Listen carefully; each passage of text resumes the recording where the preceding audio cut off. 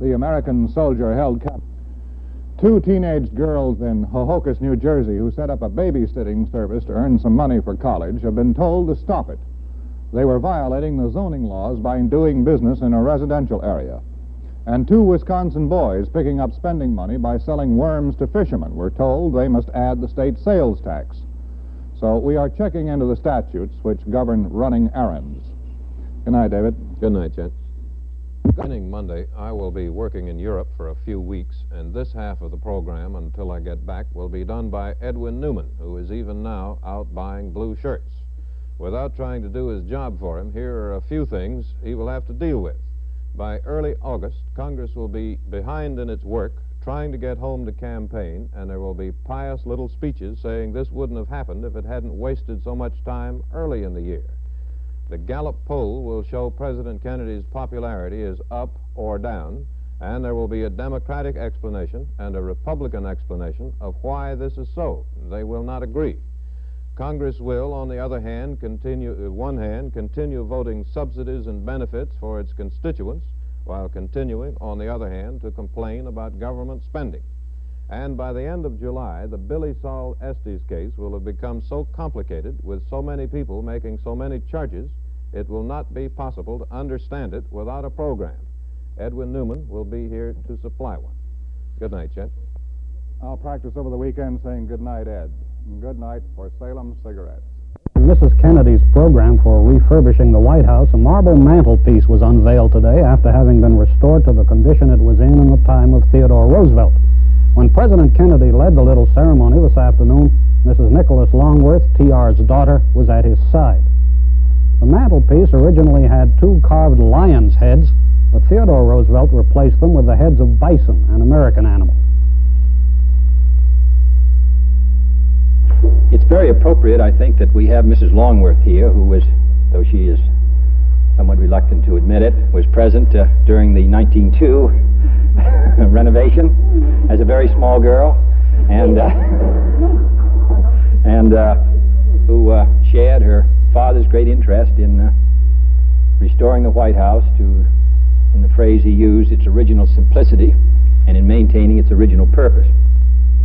It turned out later that Mrs. Longworth was objecting to President Kennedy, saying that she was reluctant to admit being there 60 years ago. She was not reluctant to admit it, Mrs. Longworth said, and what's more, she was quite well along at the time. Good night, Chet.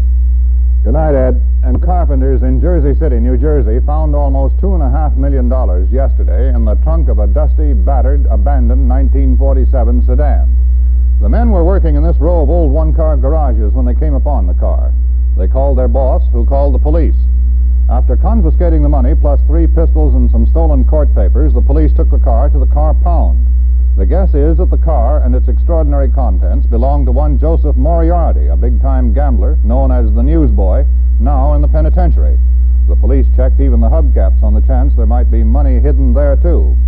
The papers, stolen from the county prosecutor's office, had to do with Moriarty's arrest 11 years ago on a lottery charge. Well, this is what $2.5 million looks like in $10, $20, and $100 bills. It took the FBI, with the help of 2 accountants and a battery of adding machines, 6 hours to count it. There were also some $1,000 bills, a few 5s, and even some 1s. All were neatly bundled with bank wrappers. The total, $2,421,580.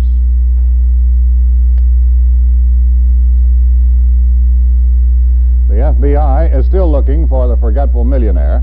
The 2 carpenters say they'd like to have the money if no one else should claim it. A suggestion: wait for Mr. Kennedy's promised tax revision program to take effect before picking it up. Good night, Ed. Good night, Chet.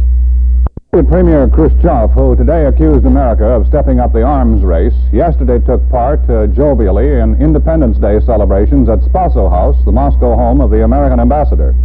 Ambassador Thompson was away from Moscow, and Charge d'Affaires McSweeney played host. Khrushchev accepted a drink with evident relish and touched glasses in a toast to President Kennedy.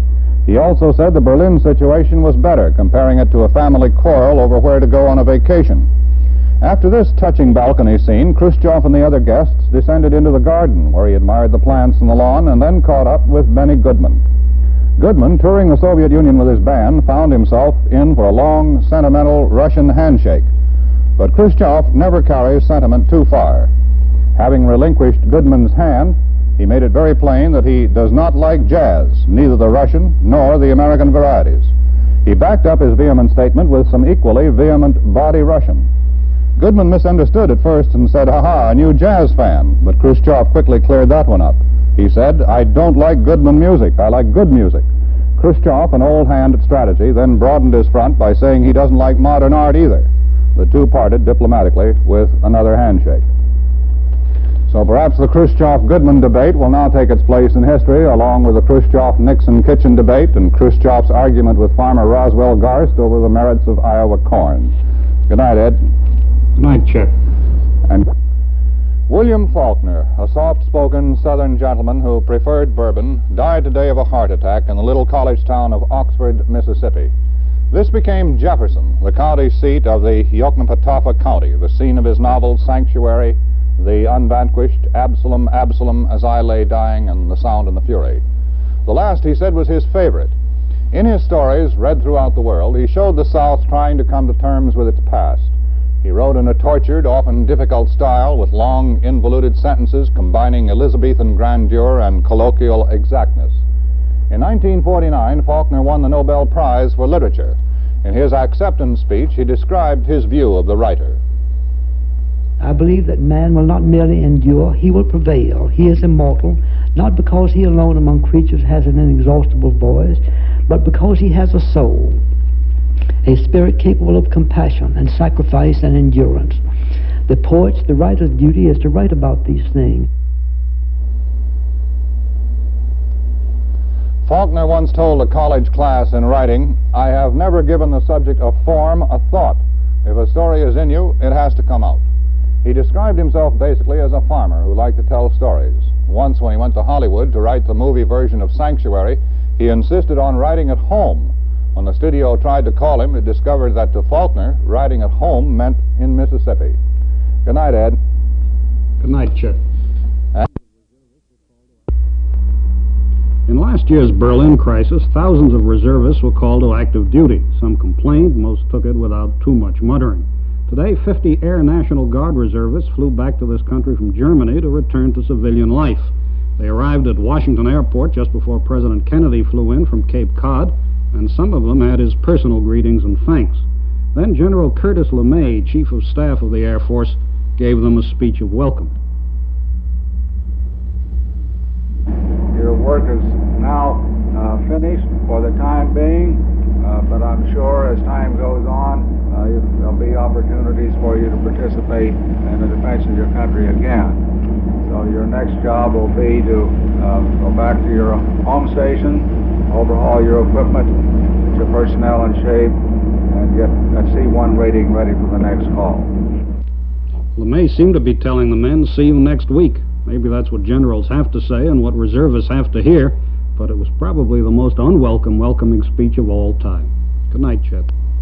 Good night, Ed, and good night.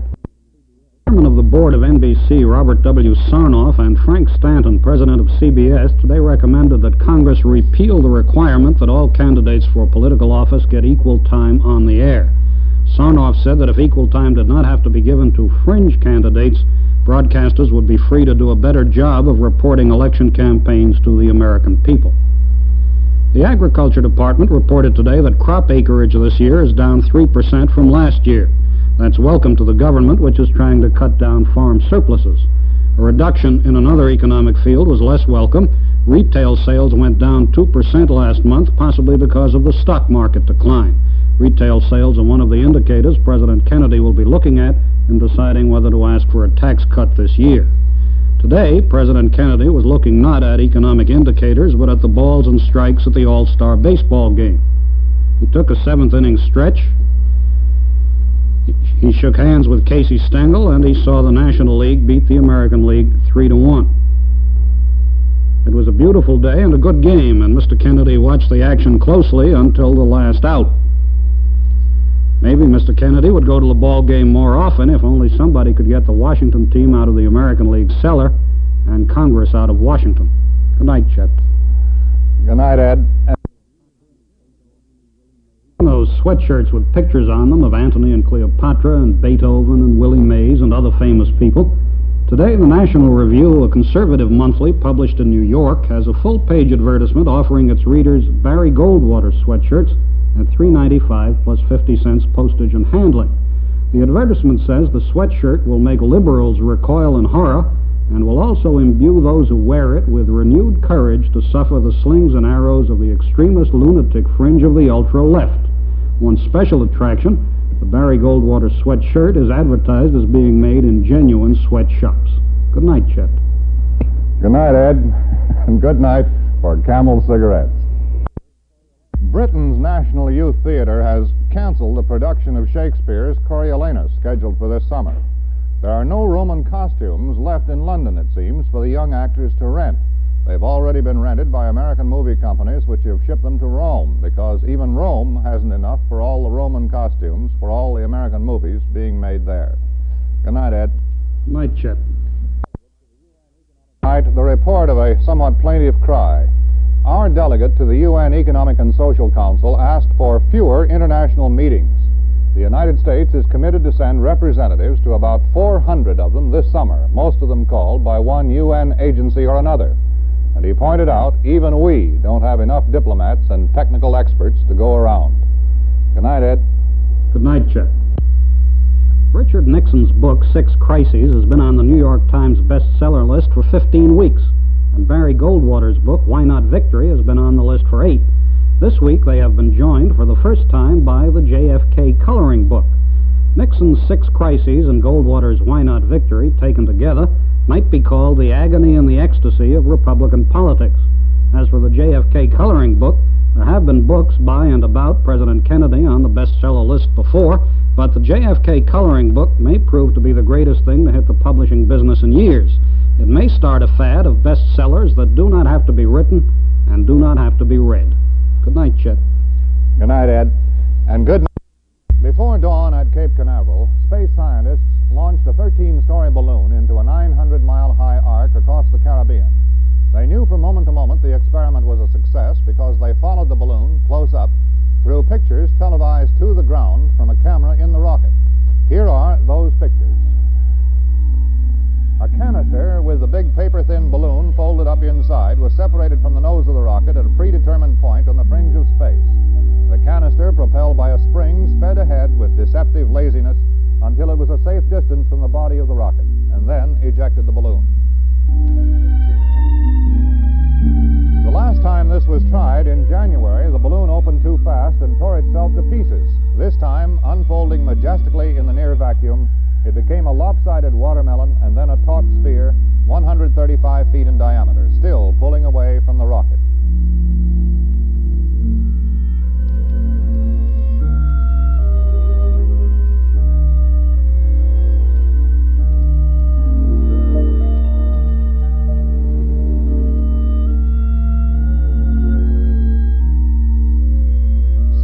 Later, the balloon, now some distance from its carrier, was reaching toward its maximum altitude of 922 miles.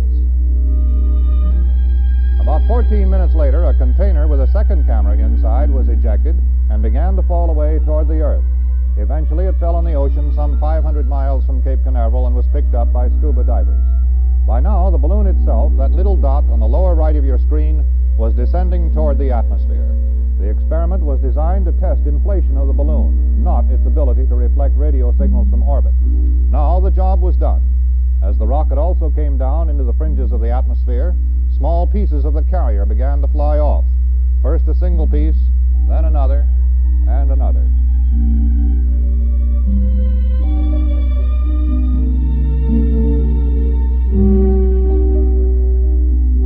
Echo 1, launched 2 years ago, is still in orbit, but too lopsided to be of much use. Echo 2, as scheduled, lived 23 minutes. When it hit the denser atmosphere, it collapsed, and the television camera, which had followed it so faithfully, burnt up a few seconds later.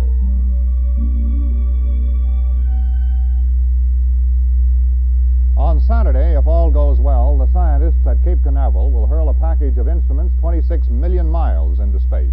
The instruments are designed to peer through the permanent cloud cover of the planet Venus and tell us if there's anybody there. Good night, Ed.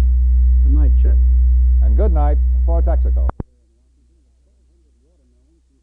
Among today's arrivals at the Capitol here in Washington were 1,200 watermelons from South Carolina to be given to members of Congress to promote the watermelon industry of that state. They were accompanied by a watermelon queen who was in a state of some excitement.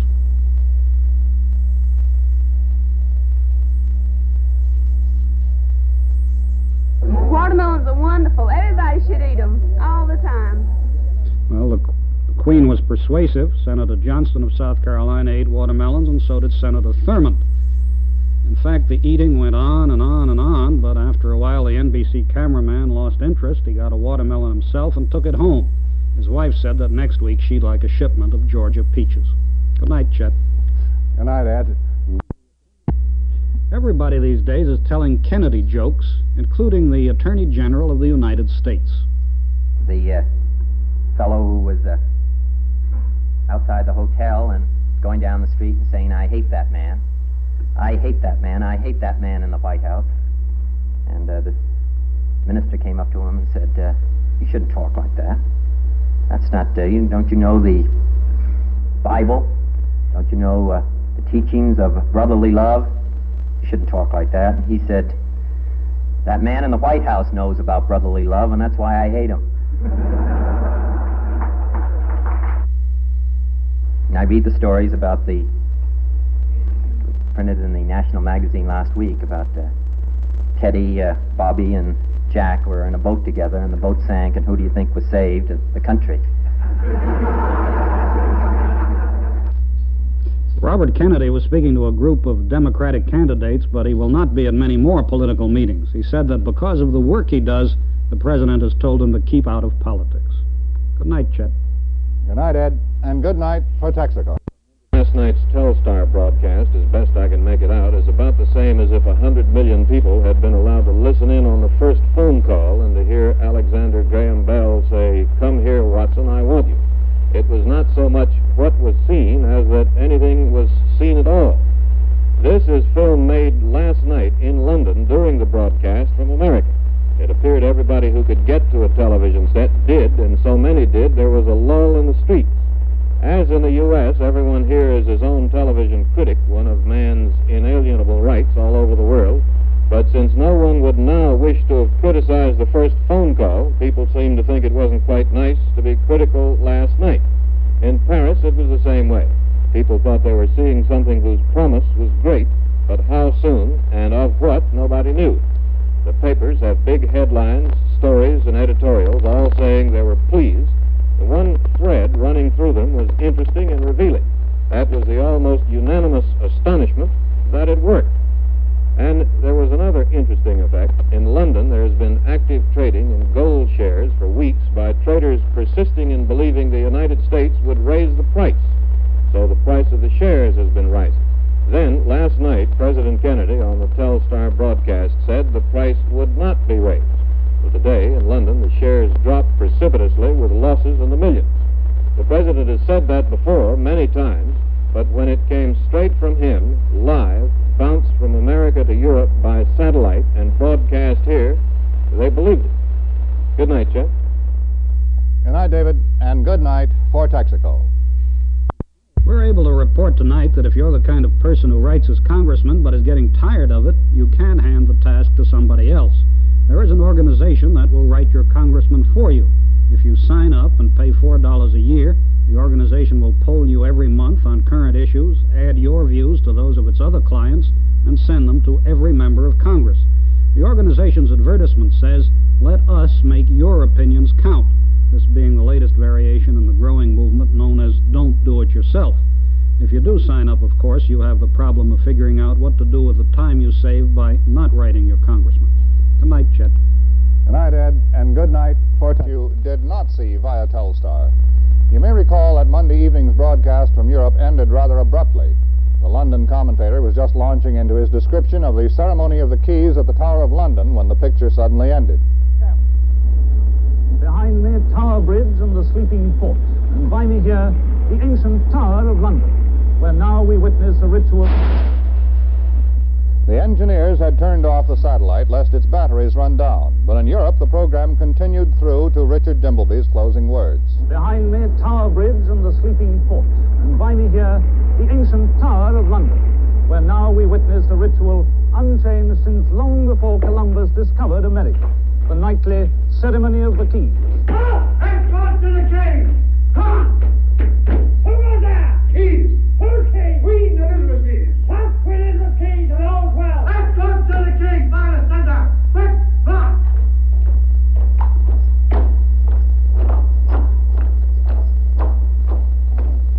Let's go to the king! By the right! Change direction right! At the halt! Right path!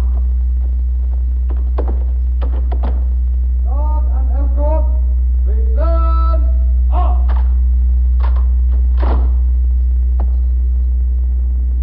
God preserve Queen Elizabeth! Amen.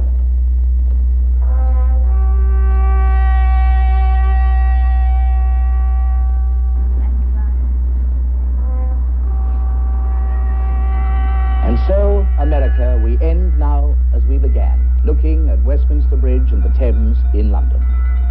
In less than 20 minutes, just under, we have been together, by hook or by crook, to 9 countries. We've seen a little of the life and the people and the history as they are in Europe on this summer's night on July 23rd, 1962.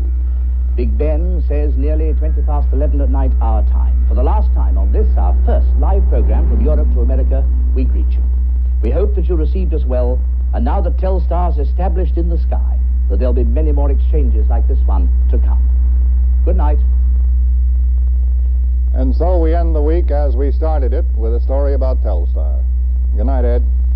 Good night, Chet. A colleague of ours, in search of a paper-bound guidebook to an exotic country he was headed for on assignment, found just the one he needed the other day. In the upper right-hand corner of the cover was a little sticker bearing the words, "Now, $1.45. Congratulating himself on discovering a bargain, he bought it and took it home. Later on, curious as to just how big a bargain he got, he peeled off the sticker saying, "Now, $1.45, and underneath it said, "Price, $1. Good night, Ed. Good night, Chet. He received a group of Brazilian graduate students visiting this country under the auspices of the Inter-American University Association. The president made no speech, but he did answer questions, and one of the things he told the students was that the United States of today is not the same country it was 50 years ago. It seemed to me that many of the points that you were making about this country really are almost 50 years old, that the view that you have of Western Europe and the United States and its economic and political and social development really are views that are pre-World War I, that you ought to take a good look at the extraordinary progress that's been made in the common market, the rate of economic growth, what we've been able to do in this country, and also contrast that with the rather obvious failures stretching all the way from the Berlin Wall all the way to China, in the fields of agriculture, organization, civil liberties, and all the rest. The president also told the students to look around this country while they were here, as he would do when he visits Brazil in November. Good night, Chet. Good night, Ed, and good night for Camel cigarettes. There are many definitions of news, but generally it's agreed that news is the unexpected and the unusual. Tonight we show you the following item in the belief that it is news. The scene is the White House, President Kennedy's office, House Speaker McCormick, Senate Republican Leader Dirksen. Now, as the group watches, the president takes his pen in hand and signs his name. It is a long-awaited moment, and those who watch him feel they are present at an historic event, as indeed they are. He uses a number of pens so that the other men there may have souvenirs. Well, that was President Kennedy signing a bill Congress had passed. It happened to be the Foreign Aid Bill. If news is correctly defined as that which is unusual, the way things have been going lately in Washington, what you have just seen was news. Good night, Chet. Good night, Ed, and good night for Texaco. That's New York's RCA building, where this television programs come from, and 2 sailors were standing in front of it, looking up at its skyscraper top in the darkness. The taller of the sailors, who was very tall indeed, said, "I wish my old man in Nebraska could see that. It sure could hold a lot of corn." Good night, Ed. Good night, Chet. A few weeks ago, a jury found a New York judge and a one-time assistant U.S. attorney guilty of trying to fix a criminal case. Yesterday, federal judge Edward Weinfeld had to pass sentence. Every judge worthy of the office finds the time when he determines punishment a time of worry and self-examination. And for Judge Weinfeld, this one must have been a particularly heavy strain, because the top judges and lawyers and prosecutors are an in-group just like doctors or reporters or stockbrokers. Many colleagues wrote to him urging leniency because these two prominent men had already been humbled and dishonored. But Weinfeld pronounced a heavy sentence, and he added some comment which is worth repeating. The community has a right, Judge Weinfeld said, to expect that those it trusted with high public office will scrupulously and religiously live up to their oath of office. Indeed, those so honored should by exemplary conduct set the standards for others to follow, and also the moral tone of the community. And when one who holds public office violates his public trust and falls from grace, it is no answer to say, as so many have impressed upon this court, that the humiliation and disgrace, the loss of position and prestige are sufficient punishment. The fact is that most defendants, after exposure of their wrongdoing, suffer, and more often than not, innocent members of their families suffer the greater injury. If their plight were the sole criterion in deciding the question of a just sentence, in most cases there would be no basis for the imposition of prison terms. Most defendants would go free. Good night, Ed. Good night, Chet. And good night for Texaco. The 100-member National High School Symphony Orchestra and Ballet Troupe of Interlochen, Michigan, visited the White House today. President Kennedy, who just returned from his weekend at Hyannisport, stopped to talk to the performers before going to his office.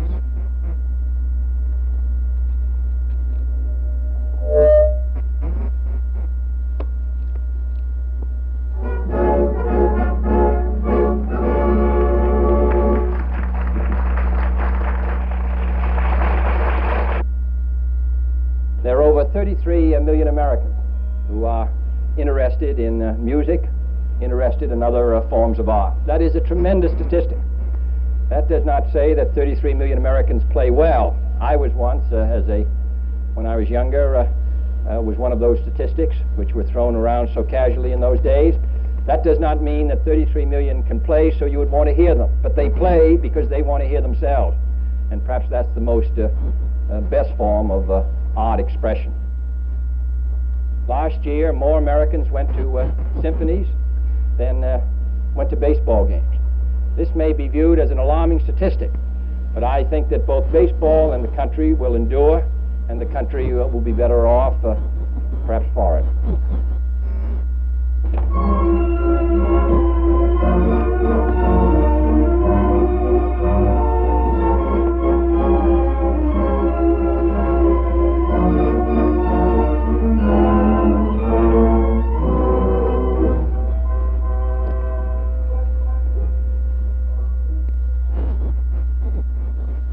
The president then told the youngsters he would not be able to stay for their performance because he had too much work to do.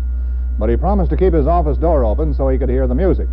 Afterward, when reporters asked News Secretary Salinger whether Mr. Kennedy had ever played any musical instruments, they were told the president used to take piano lessons as a boy, but gave it up on the advice of his music teacher. Good night for Camel Cigarettes. The American Bar Association is meeting in San Francisco, and today an attorney named Reed Lawler reported that work is progressing on a computer to predict decisions of the United States Supreme Court. Well, Mr. Lawler didn't say anything about it, but we wonder whether any computer, no matter how well trained, will ever match the elegant prose of Justice Cardozo, for example, who said, "Justice, though due to the accused, is due to the accuser also." Or of Justice Brandeis, who said, "Experience teaches us to be most on our guard to protect liberty when the government's purposes are beneficent." Or of Justice Holmes, "With effervescing opinions, as with the not yet forgotten champagne, the quickest way to let them get flat is to let them get exposed to the air." We doubt very much that the computer builders will ever match that kind of eloquence. Good night for Texaco. Starting today, New York investigators will be visiting the salons of soothsayers all over the city. Anyone caught predicting the future for a fee, whether from palms or tea leaves or crystal balls, will be given a summons for disorderly conduct. Well, all of this has deeply disturbed the American Federation of Astrologers. So the city has had to promise to pick up only illegitimate astrologers, not the ones the Federation describes as sincere, dedicated professionals. The investigation is under the direction of the city's Department of Markets, which up till now has been too busy chasing green grocers who put their thumbs on the scale and butchers who put too much fat in the hamburger. Good night for Camel Cigarettes. One of our colleagues just returned from Europe aboard the Queen Mary. And during his trip, he caught a heavy cold requiring treatment by the ship's doctor. Well, yesterday he received a bill, and it wasn't the cold, professional, impersonal bill one receives from an American doctor. This one, a beautifully printed form note printed on expensive paper, and it read, "The doctor presents his compliments and would intimate that the fee for professional services rendered during the voyage amounts to $6. It was the most charming medical bill our friend had ever received. And so far, he's lost a night's sleep trying to figure out an appropriately charming reply. He says it seems a shame just to send a check. Good night for Texaco. After a 6 weeks absence from the United States, it is somehow comforting to return and find the filibuster in the Senate still running on, being led by some members who, when the Southerners filibuster, find it immoral. George Romney in Michigan saying if he is elected governor, he won't be a candidate for president, but when asked if he would respond to a draft, he said he couldn't believe there would be one. The railway labor unions saying the railroads are not really as poor as they say they are. A physiologist recommending that automobile drivers on long trips eat peanut brittle because the crunching noise will keep them awake. And a prediction that members of Congress in 1963 will raise their own salaries. Good night, Chet. Good night, David, and good night for Texaco. Finally, there are two small but engaging tintypes in today's news. One is that in London, Winston Churchill, recovering from his broken leg, is sitting up in bed, smoking a cigar, shouting for more brandy, and demanding that Britain stay out of the common market.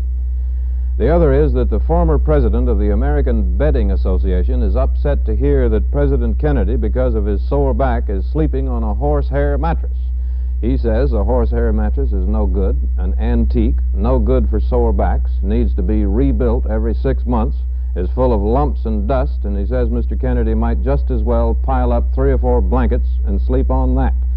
Good night, Chet. Good night, David, and good night. Century of dreaming. France and Italy were linked yesterday by the world's longest vehicular tunnel. It runs more than 7 miles, far below the towering peak of Mont Blanc. French engineers blasted away the last 10 feet of rock. This was a big moment for the French and Italian workers, 15 of whom were killed during the project by rockfalls. As the last barrier came down, men of both teams leaped through the gap and embraced. There are roads over the Alps between France and Italy, but they twist perilously along the edges of steep drops and are often closed by snow. The tunnel offers a two-way highway with pumped-in fresh air. It will clip 125 miles off the road journey between Paris and Rome.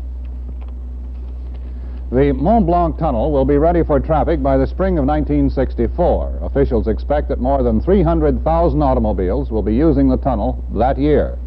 By then, of course, we'll also have intercontinental television, and with all this technological progress, one of the stories we can expect in 1964 will be pictures of long lines of sweating, snarling drivers caught in a summer Sunday traffic jam in the Mont Blanc tunnel and profanity in 6 languages. Good night, David. Good night, Chet. And good night for Texaco. Sent an Air Force plane to get him, had him into the White House for an hour's talk, and then the general went up to the Capitol steps, accepted a copy of the resolution, and said a few words. I cannot tell you how greatly embarrassed I am at the compliments that have been showered upon me today. This body wields the power of the nation. They speak the voice of the people. Accordingly, my thanks are deeper than any words can convey. I am grateful above all to Almighty God, who has so often guided me through the shadows of the valley of death, and who has nerved me in my hours of lonely vigil and deadly decision. The resolution offered thanks for his service to the American people. Good night, Chet. Good night, David, and good night for Camel Cigarettes. 15 months ago, NBC News cameraman Grant Wolfkill and 2 American helicopter crewmen were shot down and captured by communist rebels in the jungles of Laos. Today, Wolfkill, the helicopter crew, and 2 other Americans were released from prison under the terms of the agreement ending the Laotian Civil War. They told how they were kept in wooden stocks for 14 hours a day and ate weeds to survive. Here by radio circuit from Bangkok is how Wolfkill describes his treatment. We were in the hands of Pathet Lao Mayo, who were probably as cruel, as barbaric, and as primitive as anyone could hope to be. Most certainly at no time were we treated anywhere near the level you would expect of a human being. We were treated more as wild animals. Grant Wolfkill, who lost 60 pounds during his imprisonment, is on his way to New York, where on Monday night at 8 o'clock Eastern Daylight Time, he will tell his story on a special NBC News program entitled 15 Months in a Red Prison. Good night, David. Good night, Chet. And good night for Texaco. The other day, the Agriculture Department sent out a mimeograph note saying there would be a little ceremony today out on the grass on the mall in front of the department. Well, there was. This was it. The secretary, Orville Freeman, was out there in his good blue suit, and so was Red Brannick No. 6, a 2-year-old bull, and so was Ignacio Mesa, a minister from the Colombian embassy. The purpose of the ceremony was to give the bull to Colombia as a part of the Alliance for Progress program to improve its cattle herds. It was a gift from J.P. Given of Mobile, Alabama, of the Red Angus Association. In Colombia, they said, the bull will have plenty to do. For reasons we were not given, the secretary and others took turns brushing the bull's back. Red Brannick No. 6 displayed not the slightest interest in the ceremony, and even though there was plenty of U.S. government grass there, he did not eat. If the pictures seem a little jerky, it is because our cameraman, who grew up in the city, was afraid of the bull. Good night for Salem Cigarettes. New York Stock Exchange, trading picked up momentum. The Dow Jones Industrial Average gained nearly 7 points. Now a message from Camel Cigarettes. Was back home today drinking a little brandy and doing very nicely. In his 87 years, he has survived double pneumonia at the age of 7, a fall from a tree and a ruptured kidney at 19, an airplane crash in 1919, being knocked down by a New York taxicab in 1932, an operation in 46, strokes in 53 and 54, pneumonia in 58, a fall and a broken bone in 1960, and now he has survived another one. No doubt there will always be an England. Good night for Camel Cigarettes. He reported here last night the government was thinning its herds in some of the wildlife refuges and will have for sale 137 longhorn cattle and 233 buffalo. Today, the Fish and Wildlife Service called us and said very sadly it has been hounded all day with telegrams and phone calls from people asking to buy buffalo. They say the place to write is the National Wildlife Refuges, Department of Interior. They have the buffalo. Good night for Texaco. In the early days of the Billie Sol Estes true life saga, there was talk about his taking Agriculture Department officials into the Neiman Marcus store in Dallas and buying them fiercely expensive clothes. The most incredible example was alligator shoes for $135. We have heard the opinion here in Washington that anyone showing up for work in $135 alligator shoes should be fired, even if he bought them himself. But anyway, on the stand today was Emory Jacobs, who was an agriculture official until he was fired, talking about shopping in Neiman Marcus with Estes. I had long wanted a pair of shoes like that. It's just one of those egotistical things, I guess, that most of us have at one time or another in their lives. I wanted a pair of those shoes. I had the money. I thought I could afford it, and I bought them. saying you purchased 2 suits, $245 each. You purchased a top sport coat for $195 and 2 pairs of slacks, I believe, at $65. This might be a little difficult to conceive to some people, but believe it or not, I was completely out of clothes that I could wear in the wintertime and in the fall. I can't buy one suit and expect to wear it in the wintertime. I hadn't bought a winter suit, Senator McClellan, in more than 5 years, and they were gone. Very well. I have read the testimony given by Mr. Watson and other employees of Neiman Marcus in the courts of inquiry, or the court of inquiry held in Dallas. And I understand exactly what they say. They said one time, at least, that I went into a fitting room with Mr. Estes and came out with a fistful of money and paid for the clothes. That did not happen, Senator.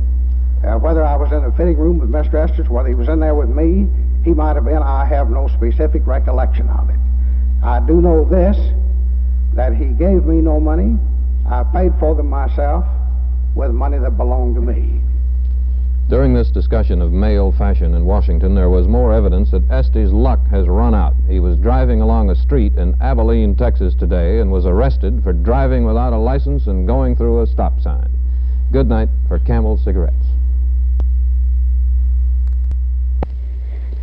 The United States and Brazil are trying to work out an extradition treaty, one of the niceties of modern government they do not now have. And since they don't, thieves and crooks from the United States can and do fly to Brazil, live there in luxury, beyond the reach of American law.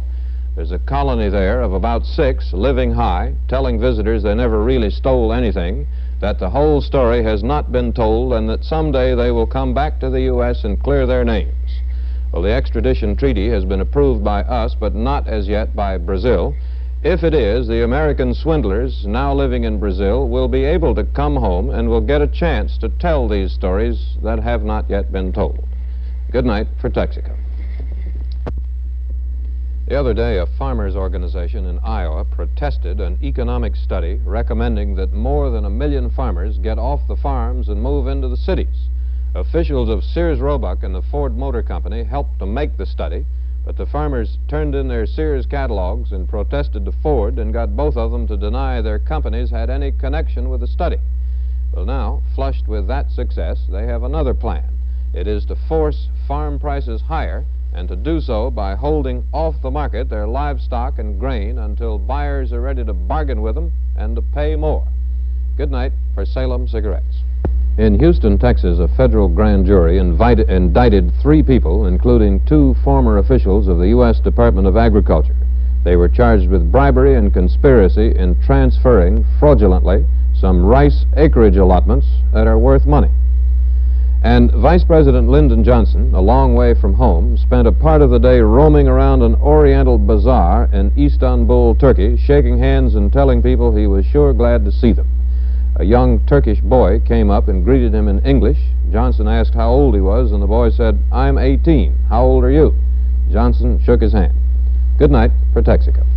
A recording device attached to its telephone.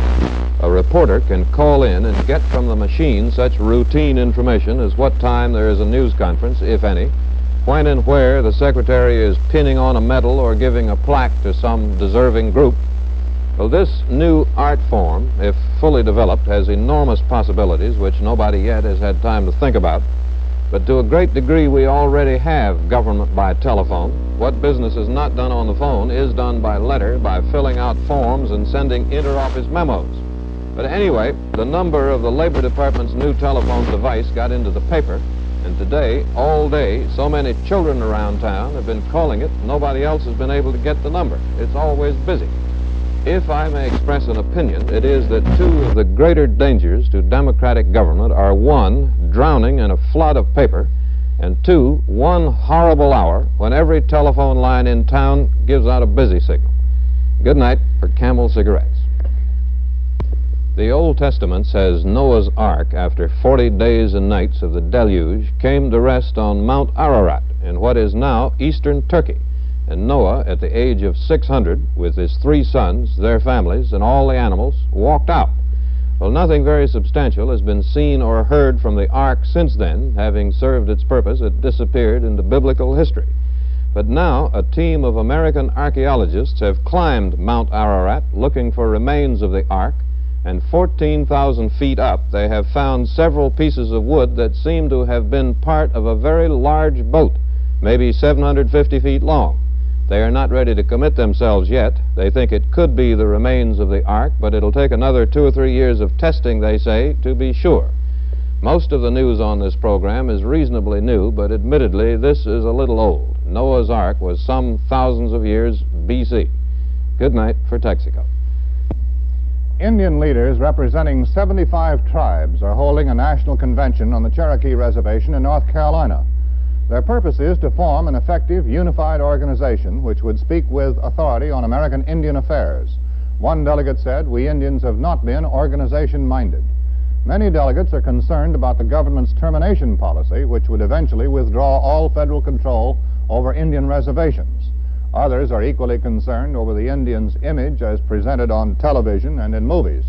All newspaper accounts of the convention's proceedings reported the delegates looked and dressed just like American businessmen. Good night, David. Good night, Chet. Some time ago, the University of Arkansas's mixed chorus asked the State Department to send it to an international competition in Italy to represent the United States. The state had some of its outside musical advisors listen to its records. Their verdict was the chorus was not good enough, so state said no. Well, the chorus raised money itself, went to Italy, and won first place. Today they were back and went by the White House to sing for the president.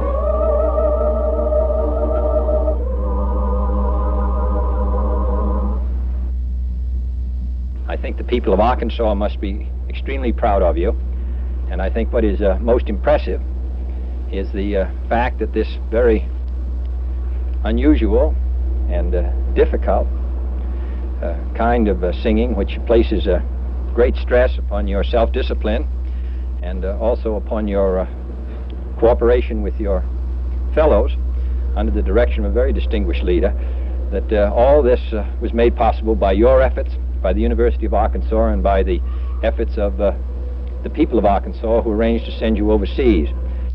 Later they sang at the Capitol, but not at the State Department. Good night, Chet. Mrs. Kennedy has spent a good part of the last 2 years going over the White House with antiques. She urged public-spirited collectors to donate especially fine pieces. She got up a committee to appraise them and then showed off the results in a television tour last spring. One of her favorites was this desk given by a lady in Iowa. Both the donor and the experts considered it a rarity worth around $20,000. Made in Baltimore in 1800, allegedly. But a Baltimore museum director was dubious, and when one of the experts took the desk apart, piece by piece, he reversed his earlier opinion. Today, Press Secretary Salinger announced that the desk was not an antique made in 1800. It was just an old desk made in 1880. Good night for Texaco. Vote was 11-4. The 4 were Southern Democrats. Representative Adam Clayton Powell of New York, while Congress was at its busiest, left for a 6-week junket in Europe at government expense, taking along 2 young women companions, one of whom was a runner-up in the Miss Universe contest. He had the State Department make his travel arrangements, including reservations at the Lido in Paris, a nightclub featuring naked girls, plus a cruise in the Aegean Islands off Greece and other exotic pastimes. Well, his wife, who is on his congressional office payroll for $12,000 a year, is in Puerto Rico, where she has been for months, drawing her pay. The New York Times discovered and published the details on Powell's junket. He first said he was in Europe and in the nightclubs studying employment opportunities for women. Well, after all this was published, he said he was studying the common market, but was planning to go to Greece and Spain, neither of which is in it. Anyway, after the publicity, he has stopped the junket and flown to Puerto Rico today to his wife, who has, at least in public, no comment. Good night, Chet. Good night, David, and good night for Camel cigarettes. Today, President Kennedy sent an Army helicopter flying up to Gettysburg, Pennsylvania, to pick up a guest for lunch. That guest was General Eisenhower. The helicopter did not land him on the White House lawn because it had just been seated, and instead it put him down in a park a few blocks away where a limousine waited for him. But anyway, he got there, had lunch with Mr. Kennedy in the family dining room, and then they went down to the office where they sat and talked. A president and an ex-president able to understand each other as no one who has not held the office ever could. They spent 2.5 hours together, Eisenhower talking about his trip to Europe, and according to the White House, a number of other matters. No word on what any one of them was. Other news, Congress passed today and sent to the President a bill authorizing $900 million in public works projects. Some Republicans said this would give the President an enormous slush fund in an election year, but they passed the bill anyway. Billie Sol Estes, the world's most famous cotton farmer, newspaper publisher, undertaker, financier, and fertilizer salesman, was supposed to appear in Washington this week. He was scheduled to take the stand before a Senate committee investigating the charge that he has a way with other people's money. But Estes himself seems a little shy, a little reluctant to seek personal publicity, and a little hesitant to talk about his business dealings in a pitiless public glare. So he is hung back like an operatic baritone waiting for the orchestra to tune up. Today, those prosecuting him in Texas, and they are many, asked the committee that he not be called here until they are through with him, and the committee said all right. So when he will come and tell from his own lips about those disappearing fertilizer tanks and those alligator shoes, we do not know. Good night, Chet. Good night, David, and good night. As you may know, a new second level on the George Washington Bridge has just been completed. The New York Port Authority has given it the unofficial name Martha. Good night, David. Good night, Chet. The committee in charge of matters like this said Powell, who is chairman of the Labor Committee, has no authority to travel outside the United States. And since he has, he probably will have to pay for it himself. Chet? Today, Georgia's Democrats picked Carl Sanders, a 37-year-old state senator, as their party's nominee for governor. Since the Republicans still have no candidate, he seems assured of election. Sanders defeated former Governor Marvin Griffin, a strong segregationist, by almost 140,000 votes. It was the first election since the courts outlawed the state's county unit system, which gave more weight to rural than to city votes, but Sanders would have won even under the old system. During the campaign, he hammered at the corruption of Griffin's previous administration, and the strategy apparently worked. Griffin kept insisting that the election of Sanders would mean wholesale racial integration in Georgia, but he failed to carry even Dougherty County, where racial tension has been highlighted by the Albany movement. Late last night, Sanders went on television to make a victory statement recorded by WSB-TV Atlanta. All I got to say is that this is a great victory for the people of Georgia. This has been a wonderful experience for me, and certainly I can't take credit for winning this election.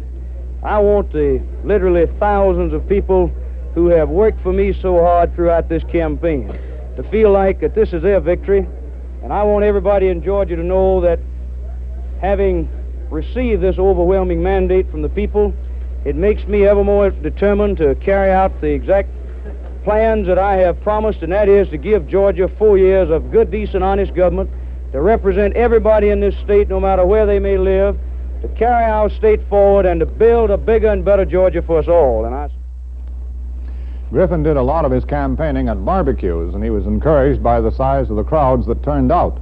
Today, one of his lieutenants said they came and ate our barbecue, but they didn't vote for us. Good night, David. Good night, Chet. And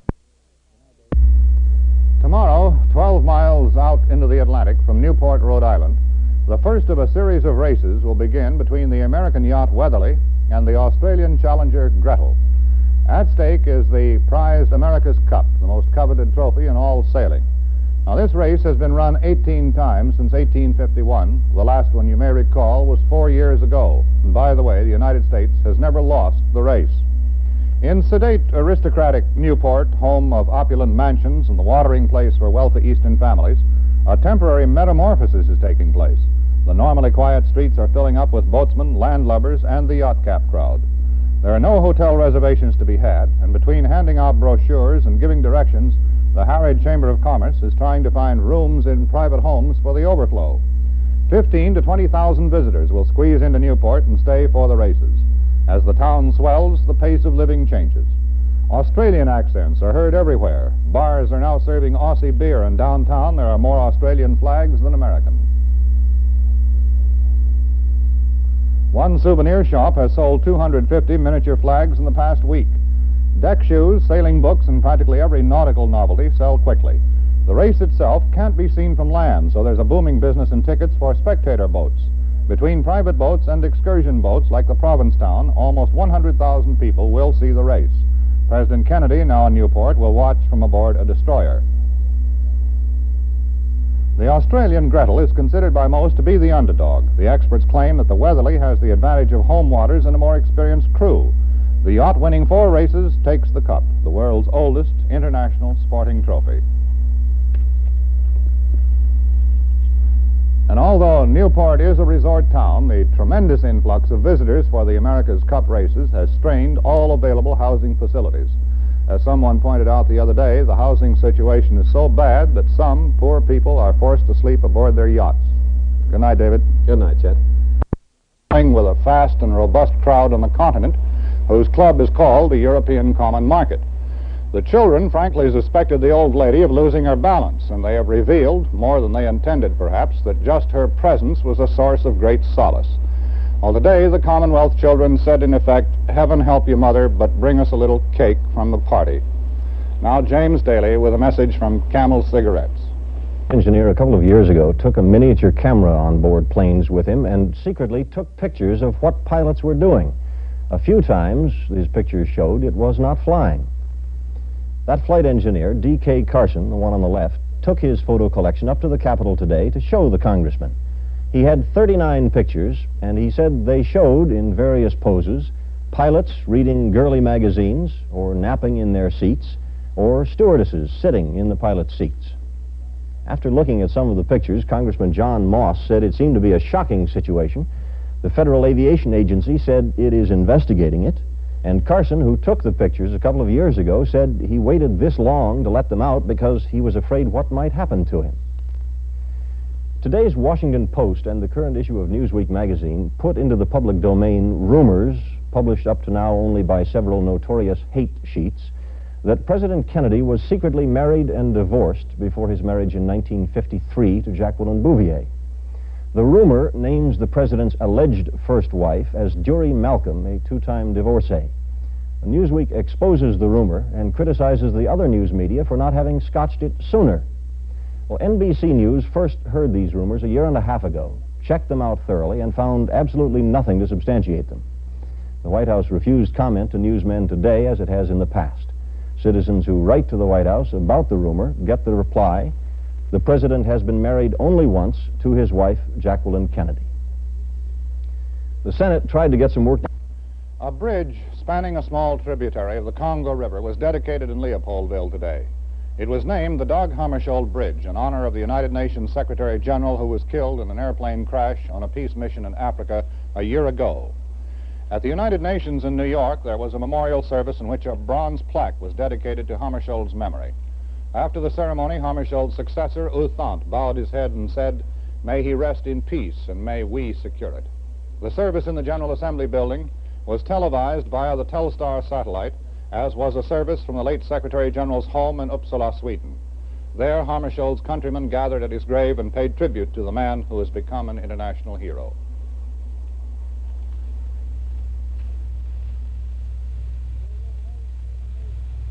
The United Nations honor today the living memory of a faithful servant.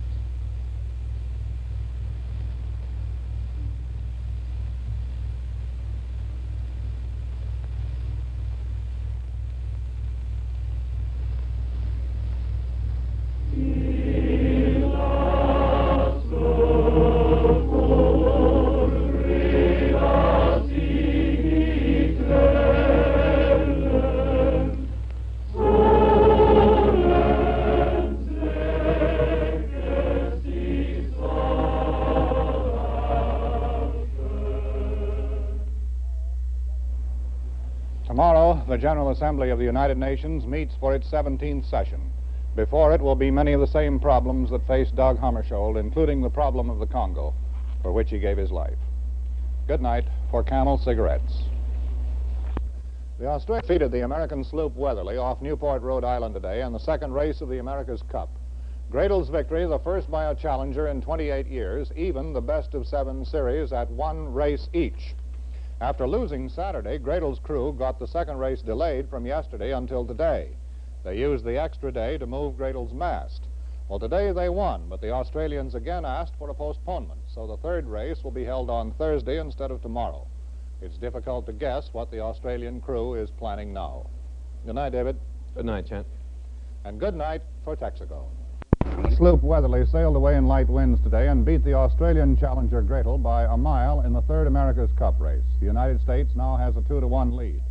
The beginning of the race was delayed about 40 minutes when a wind shift pushed the spectator fleet into the course the yachts would have to take. Today's race was 24 miles long, consisting of 4 legs, 2 against the wind and 2 with. The Gradle crew, still jubilant over her surprising victory Tuesday, drew cheers as she sailed out past the spectator fleet.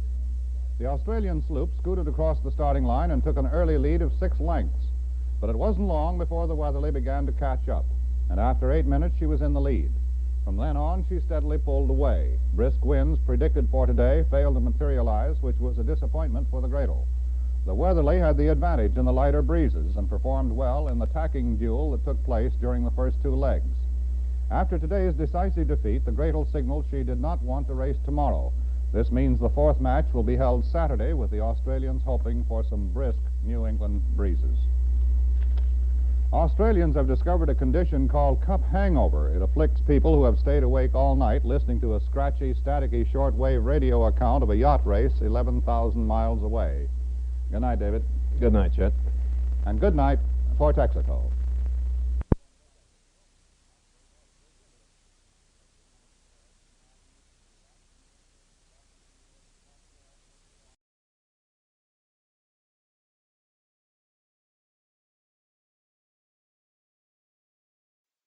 A $1 billion construction boom is changing the face of Midtown Manhattan. New towers, hotels, office buildings, and apartments are springing skyward between Times Square and Columbus Circle. But amid this welter of commerce, culture has not been overlooked. Lincoln Center will look like this when it's completed in 1966. For now, most of the vast site is still a gaping wound on Manhattan's west side. In one corner stands the graceful pillared Philharmonic Hall, now getting its last licks of paint and polish before making its debut before Mrs. Jacqueline Kennedy Sunday night. The elegant, acoustically perfect hall seats nearly 2,700, cost more than $15 million. Also on the site will be a new opera house and 2 theaters. Elsewhere in town, the skyscrapers are rising with breathtaking speed. Airspace over railroad tracks, former parking lots, old buildings, all are succumbing to the new construction wave. Cranes, derricks, skeleton elevators, and the wrecker's ball have become an integral part of the Manhattan scene. The architecture provides grist for the mills of the critics. The styles range from stark monolithic to Miami Beach modern, as represented by the Americana Hotel. The Americana, which opens Monday, claims to be the world's tallest hotel. Among its convention-geared facilities is an elevator big enough to carry a VIP in his automobile from the street to the Imperial Ballroom, delivering him right to the dais. The hotel has 7 ballrooms, 5 restaurants, and 2,000 rooms spread through 50 floors, each of which is named for a state.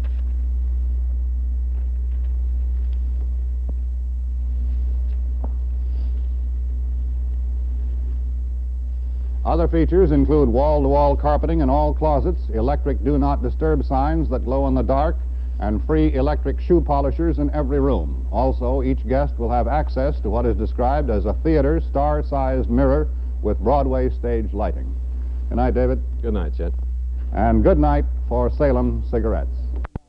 President Kennedy has instituted a custom of playing host to a wide variety of ethnic cultural groups. Today, he was visited by a Mexican troupe. Here's how it went.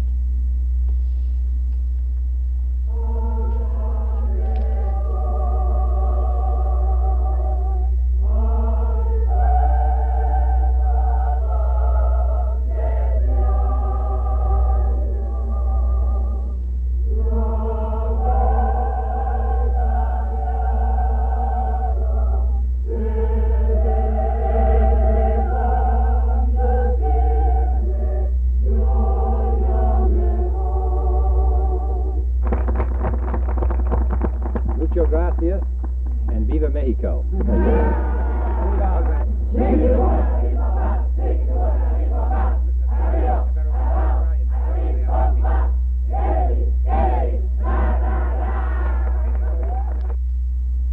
The Mexican group is opening tonight at a Washington theater. The president told them he was happy they came by to visit them because he would not be able to make their opening. He is scheduled to attend the Washington premiere of Irving Berlin's new musical, Mr. President, at a theater 1 block away. Good night for Camel Cigarettes. Billie Sol Estes' big trial, the one where he is charged with swindling farmers and stealing ammonia tanks, has been postponed for a month. And today, while he waited, he attended to another legal matter. He was fined $50 for driving his car without a license. His lawyer paid it. There was another charge against him of going through a stop sign. They let that one go. Good night for Texaco. Almost since he took office, President Kennedy has been trying to get a farm bill through Congress, one that would change, basically, the present system. So have other presidents before him, Republican and Democratic. As it is now, the government spends billions to buy and store surpluses, but farm income is still low, so it is in general an expensive failure. But farmers, farm organizations, and Congress are unable to agree on how to stop it. Today, there was a little ceremony in the President's office for the signing of a farm bill Congress did pass. It is nothing like what he asked, and nothing like a solution to all of the ailments, but he said he thought it would help. All of those who got it through watched him sign it with 12 pens. All 12 then distributed as souvenirs to those involved. This is a hallowed ritual for important pieces of legislation, and sometimes there are 20 or more pens, the President using one for each stroke in his signature. The Congress members then have them mounted, usually in little glass cases with descriptive plaques, and hang them in their offices. Some of the older members have big collections of them hanging over their fireplace mantels like diplomas and hunting licenses. Good night, Chet. Good night, David. Today, investigating airline safety, and told these little horror stories. One told the committee she flew an Eastern Airlines plane from Atlanta, Georgia, to Charlotte, North Carolina, and let it down to 1,500 feet over Charlotte before she turned it back to the pilot. She then said, "I think I did a fairly good job, seeing I had never done it before." A Pan American stewardess said on a flight across the Atlantic some years ago, she felt the plane rolling a little, walked forward to the cockpit to investigate, and found another stewardess flying the plane. There were several other similar stories. Najib Halaby, the head of the Federal Aviation Agency, listening to all this, said he would investigate. The Supreme Court opened its fall term today with many difficult issues waiting to be decided. President Kennedy went over to watch the opening ceremonies and to see Arthur Goldberg sworn in as Associate Justice. General Maxwell D. Taylor took the oath as chairman of the Joint Chiefs of Staff. Some time ago, in a book called The Uncertain Trumpet, he proposed several substantial changes in the organization of the military, including a single chief of staff for all of the services. He said today, however, that he was not coming in as a crusader. Chet? Russia and the United States have for years have played what looks like a game, but isn't. It works this way. We catch a Russian spy here, send him home. They promptly accuse an American there of spying and send him home. This time, the FBI arrested an American sailor, Cornelius Drummond, a yeoman, and he was indicted today for giving national defense secrets to Russia. The two Russians he gave them to were minor bureaucrats at the United Nations, and they have been sent home. Since they were diplomats, there was nothing we could do to them. Promptly, the Russians charged Commander Raymond Smith, assistant naval attaché at our embassy in Moscow, said he had been found spying, and they ordered him sent home. So that's today's chapter. A Russian second secretary and a third secretary sent home. The Russians send us an assistant naval attaché. Good night, Chet. The $100 million for a loan to the United Nations. But there is a proviso: the U.S. cannot lend a dime unless and until it is matched by loans from other countries. Other countries have paid or pledged about $73 million, and until they pay what they have pledged and add more to it, the UN cannot get the full $100 million. The President signed a bill today to put tighter controls on the sale of prescription drugs. This bill bounced around Congress about 2 years with nothing much happening until the thalidomide story broke, and then it was passed quickly. Nothing will get a bill through Congress more quickly and effectively than some well-publicized crisis that arouses the American people. The Mariner 2 spacecraft was launched from Cape Canaveral on August 27th and aimed to pass near the planet Venus. It is still flying. It has gone more than 7 million miles. Today it was announced it will pass within 20,000 miles of Venus, within the target range, close enough to get some information and radio it back. Tonight the President signed a bill to allow self-employed people, doctors, lawyers, and others, to set up pension plans and to get a tax credit for the cost. Finally, J. Edward Day, the Postmaster General, called a news conference today. He wanted to display the new 5-cent stamp that will be used for first-class letters when the President signs the bill to raise the rates. But as it turned out, the bill wasn't signed and won't be until tomorrow, so he didn't display the stamp. But while the reporters and the cameras were there, he did display something else. It was a big wooden board. On it mounted a collection of some of the unlikely things people put in the mails and clog up the post office expensive new mail sorting machines. Such things as lids from tin cans, soft drink bottle caps, those little metal strips you get when you open coffee cans, and various others. Advertisers offer premiums and other little favors to customers who mail in these things, but when they come by the thousands, they get to be thick, bulky, and heavy, and the post office has a hard time with them. So Day, in an anguished appeal, said if they don't stop it, he'll have to go to Congress and get a law, because the post office cannot handle all that junk. Good night, Chet. Good night, David, and good night for the makers of Camel cigarettes. Today, before he left for his political duties in New York, the President signed the new trade bill. He said it was the most important legislation of its kind since the Marshall Plan just after the war.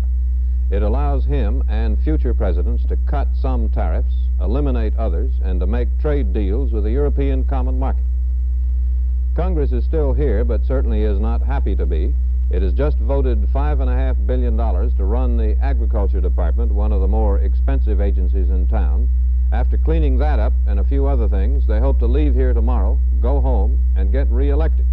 Even though the session isn't over, many members have quietly left already, speeches in hand, headed for the campaign platform as unerringly as a spaniel headed for a bird.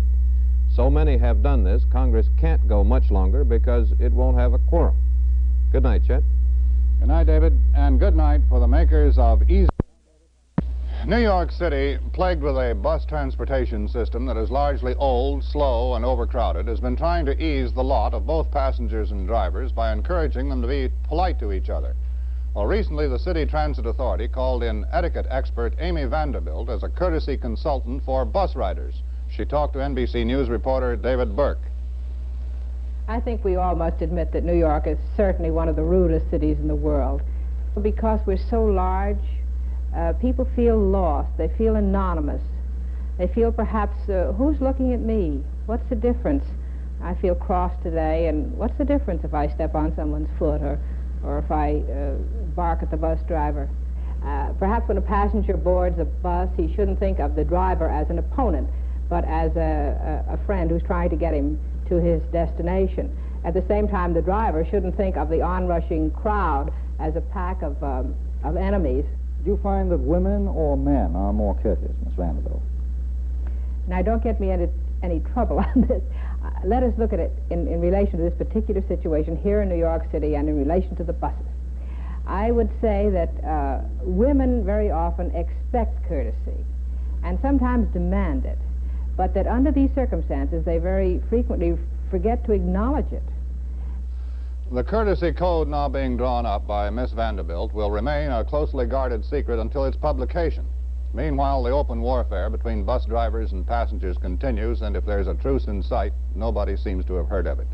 Good night for the makers of Camel cigarettes. The tiny Principality of Monaco has been a French protectorate since 1861. It has attracted worldwide attention as a gaming center and also as the home of Grace Kelly, who married Prince Rainier, the ruler of Monaco. Monaco is also a tax haven for French businessmen who set up paper organizations there to avoid paying taxes. President de Gaulle's government is insisting they pay these taxes. When negotiations broke down, the French ordered customs guards to the borders to seal off the tax dodgers. The French are now threatening to cut off Monaco's gas, electricity, water, postal, and transportation services unless they give in. Well, this conjures up the possible picture of Prince Rainier and Princess Grace huddled in blankets in their cold, unlit palace and in the time-honored tradition of tenants banging on the pipes for President de Gaulle to turn on the heat and other utilities. Good night, David. Good night, Chet. The two Democratic congressmen indicted yesterday, Boykin of Alabama and Johnson of Maryland, both said today they were surprised, were not guilty, and hoped for a quick trial. The United States is said to be negotiating to sell an atomic submarine to France. That has to be approved by a congressional committee. Its chairman said today he was opposed to it. And the FBI said today the Communist Party in this country is now trying to create for itself a new image. That is, a new public face or appearance, and is trying to make itself appear to be merely a liberal political party, respectable and free from any foreign dictation, from Russia, for example. Image making is a big industry in this country, very often devoted to making things appear to be what they are not. But if the communists are able to bring this one off, which is rather doubtful, all previous efforts in image making will pale by comparison. Good night, Chet. Good night, David. Algeria's Premier Ahmed Ben Bella, after his visit in Washington, went straight to Cuba. There, he and Fidel Castro said last night they were in essential agreement on world affairs and agreed the United States must give up its naval base at Guantanamo. Hurricane Ella is a big one, spread over 600 miles of the Atlantic and causing rough seas from Florida to Maryland. The Weather Bureau said some of the winds might hit the North Carolina coast tomorrow. And finally, a small item from Paris. The Association of Chiropractors asked for the legal right to manipulate the vertebra. The courts heard the case, thought it over, and then said, no, the chiropractors should leave it alone. Now, good night for the makers of Camel cigarettes. The Czech diplomat who was run down by the Pennsylvania State Police yesterday and who then shot himself after killing his wife died today. He was attached to the Czech mission to the UN. The Army said it was withdrawing another 3,500 troops from Oxford, Mississippi. At one time, there were 23,000 there. Now they will be down to about 500. Finally, a sort of classified ad. There is a used airplane for sale, a twin-engine Convair 240. It is named Carolyn, but of course the buyer can change it to suit himself. In good condition, it'll accommodate 22 people, not in ordinary airplane seats, but in big soft ones, plus couches and beds. The seller is the president, plus members of the Kennedy family. It is the one they used in the 1960 campaign. A New York used airplane dealer is handling it. He says the price is $375,000, a bargain formerly used only by a barely middle-aged candidate for president. Good night for the makers of Dristan. India today rejected what it called deceptive terms for peace talks with Communist China. Chinese troops, meanwhile, drove deeper into Indian territory at both ends of a 1,000-mile Himalayan front. David? All members of Congress have been invited to lay aside their political campaigns briefly and to listen to briefings on the Cuban crisis. The State Department has arranged to give all of them private reports and to give them in 5 cities across the country: New York, Chicago, Atlanta, Fort Worth, and San Francisco. They'll be held Thursday and Friday in these cities to save the congressmen the time and trouble of coming back to Washington at a time when most of them are busy trying to get re-elected. The State Department told us today several Latin American countries have actually offered to help in the naval quarantine of Cuba. 8 countries so far. It was an almost unprecedented display of support. And regardless of how little or how much these countries were able to do, Washington was pleased to have them offer. And tonight, the White House asked all news agencies to be careful and discreet with military information bearing on national security. NBC News ordered all of its correspondents to comply. Good night, Chet. Good night, David, and good night for the makers of... 60-year-old John Steinbeck today became the 6th American to win the Nobel Prize for Literature, now worth $50,000. The once poor and hungry laborer who has made a fortune from his writings offered some laconic answers at a news conference in New York. When did you first learn the news, Mr. Steinbeck? On television this morning when I was looking for the Cuban situation. What was your initial reaction?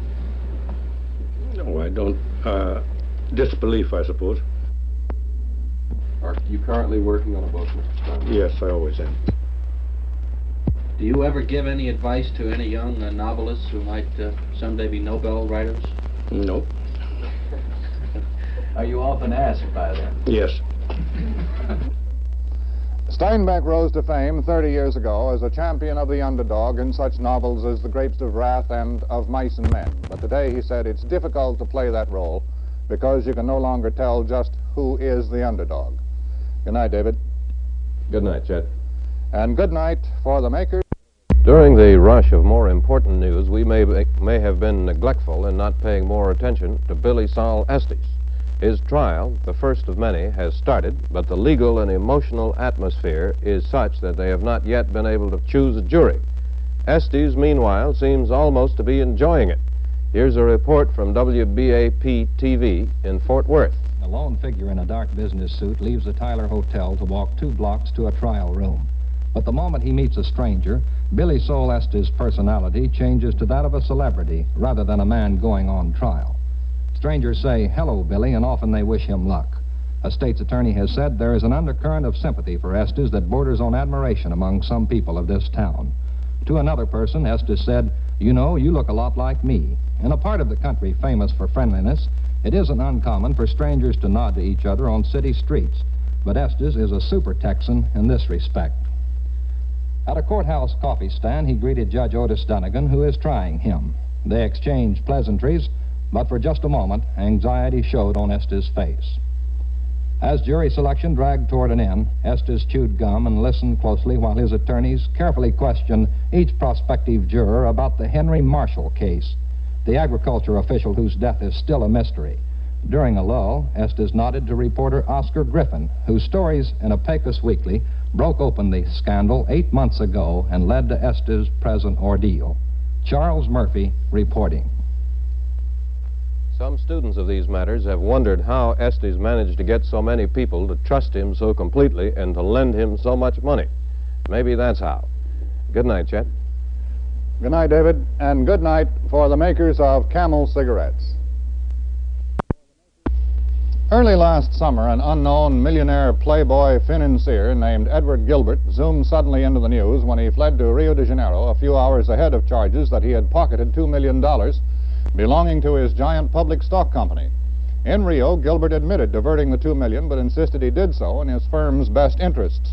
Well, today, Gilbert flew voluntarily back to New York to face 2 indictments, a total of 27 counts that could send him to prison for 74 years.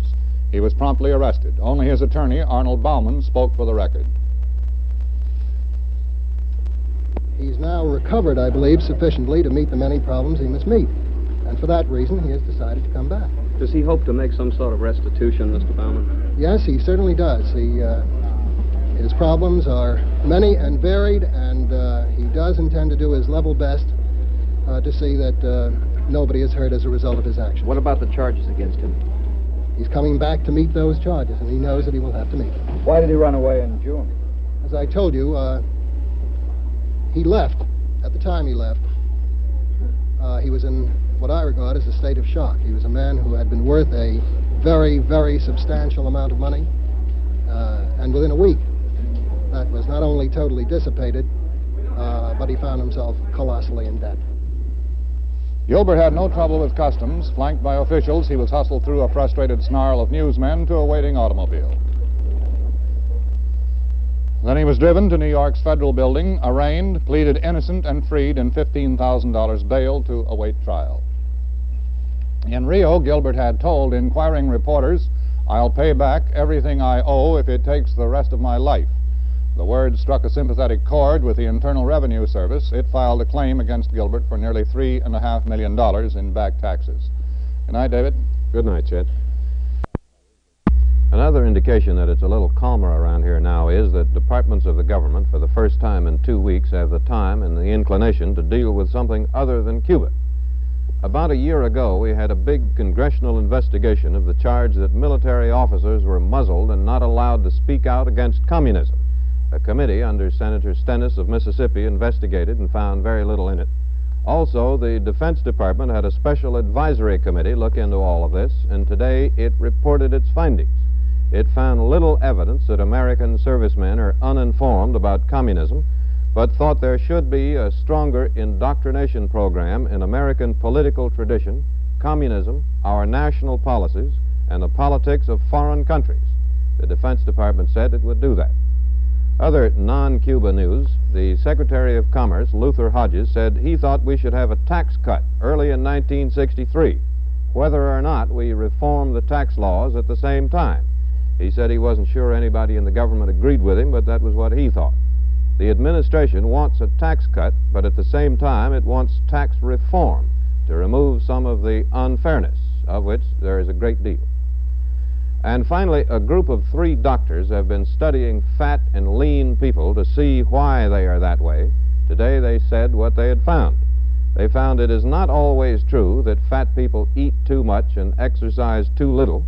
That's one cause, but not the only one. They found a wide difference in how people burn up their calories, that some people can eat a lot, exercise a little, and stay slim, and vice versa. And pressing their studies further, they even found that mice are the same way. Good night, Chet. Good night, David. Weeks ago, 80 members of the Peace Corps flew into New York City to complete their training before taking up an assignment in Latin America. New York was chosen primarily because of such facilities as Columbia University's School of Social Work and the city's active social agencies. Their training ends this week. The Peace Corps Day starts with 30 minutes of exuberant calisthenics, a Corps must. Tuesdays through Fridays, this was followed by field work in some of the city's underdeveloped neighborhoods. Mondays were spent in class at Columbia School of Social Work, diligently taking notes on lectures by a galaxy of experts. Top priority went to mastering Spanish, the language of Latin America, as well as the New York slums, which made a very apt training ground. One Peace Corps trio was assigned to a big settlement house on the Lower East Side under the direction of experienced social workers. Sometimes the work looked like recreation, folk dancing with local teenagers, for example. But this is just one aspect of social work, keeping the idle young busy and out of mischief. It also meant supervising the play of younger children in the day nursery provided for working mothers. And it meant visiting with neighborhood families in tenements, which sometimes are the shame of New York. As it will be for the Peace Corps in Latin America, so it was on the Lower East Side and in Harlem. The language Spanish, the people good, honest, hardworking, but pitifully poor.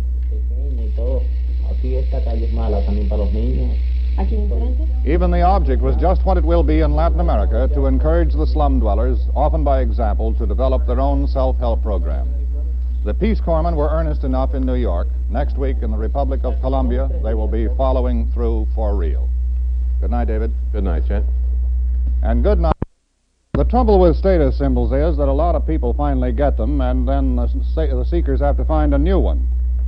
Now the sauna bath has come to the United States. It's an import from Finland, meeting the current need for an exclusive status symbol. Unlike the steamy Turkish bath, the sauna is a kind of wooden box or room in which you build up dry heat.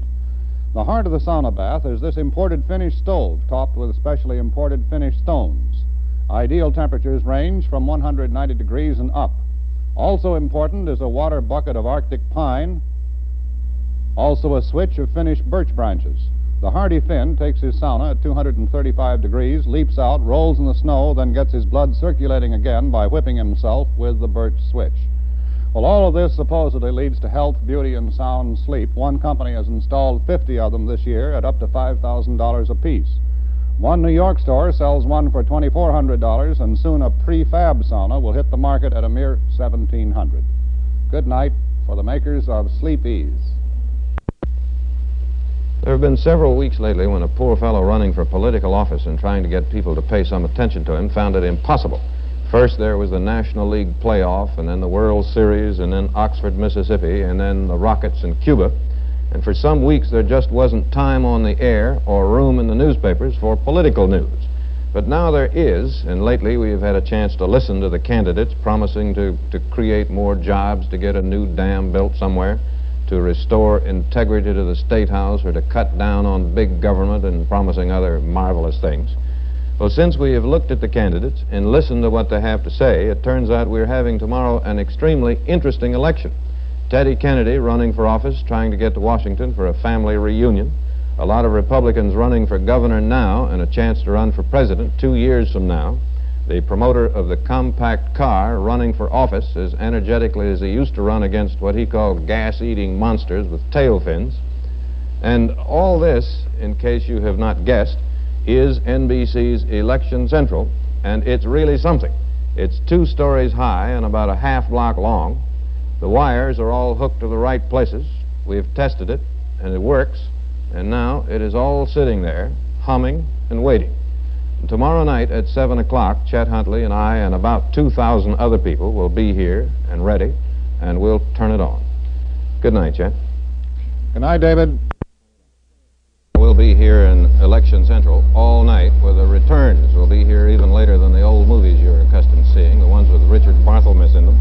Chet Huntley, just a minute ago, was in Studio 3K, and he's now in an elevator on his way up here to 8H. The Connecticut polls close very shortly, 7 o'clock in fact, about 2-3 minutes, and we'll have the returns, nearly all of them, within a half hour or so after that. The first race that has been decided, a race that was supposed to be close then wasn't, has already been decided, and that was in Kentucky, the race for the Senate. Thurston Morton, the Republican, has been re-elected, defeating Wilson Wyatt, the Democrat. During the day, every election day, we get a few figures from small towns that get up early, roll out at dawn, in fact, vote, and then wait for the rest of the country to catch up. And Dixville Notch, New Hampshire is one we always hear from early. Perkins Bass, the Republican candidate for the Senate, got 9. His Democratic opponent, nothing. John Pillsbury, Republican candidate for governor, got 7, and his Democratic opponent 1. And in the other race for the Senate, the Republican got 30 and the Democrat got nothing. Now, there is a little town that is Republican that doesn't fool around about it, and all of the importuning from the Democrats has had no effect. Here are some results we have so far from Massachusetts, showing that Teddy Kennedy has, at the moment, in these very early returns, has a better than 2-to-1 lead over Lodge. And in Kentucky, we've already told you that Senator Thurston Morton has won, but here are the figures from Kentucky. Other and larger returns will begin arriving in a few minutes, and Chet Huntley, after his elevator ride, has arrived just now. Chet? You're supposed to say good night for the makers of Dristan. Oh, is that it? Yeah, it's That's on the a cue? paper there All right. in front of you. Good night for the makers of Dristan. A few minor leftovers from the convention. In Virginia, a candidate for Congress published a printed list showing factually and without comment how his opponent had voted on several bills in Congress. His opponent called it a smear. In California, the Republicans are suing the Democrats for $2 million, and the Democrats are suing the Republicans for $1.5 million. Now that the election is over, maybe they'll settle it out of court. And a candidate in Oregon carried in his left hand, in his pocket, what he called a people counter, a little clicker that counts each time you press it. Every time he shook a hand, he clicked his counter, and the total, 42,000. He lost. Good night for the makers of Camel cigarettes. People who have a lot of money tend to shy away from talking about it because it is thought to be bad form for anyone to say how much money he has. Governor Rockefeller of New York, as everyone knows, has a lot of it, but during campaigns when he is asked, he always politely evades the question. The Republican governor-elect of Pennsylvania, William Scranton, also is very rich and also very direct, the kind of man often described with the cliche, cool customer. Anyway, in a news conference yesterday after he had won, a reporter asked him how much money he was worth, and Scranton answered, between $8 and $9 million. Good night for Woolite. There is one federal government problem that is older and more persistent than the Cold War and the unbalanced budget. It is a nasty, ill-tempered little bird called the starling. They roost all over the government buildings along those Greek marble cornices and create a nuisance. Now they have tried to move in on the White House. The response there today was to get a recording of a starling's distress cry, a loud screaming wail of fright and hostility, and to play it over a loudspeaker across the White House grounds.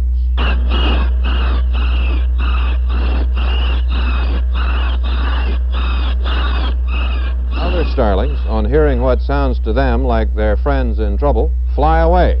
And it works pretty well, or at least it succeeds in driving them off one building and on to another. And in a campaign like this, a temporary local success is about all anybody can hope for.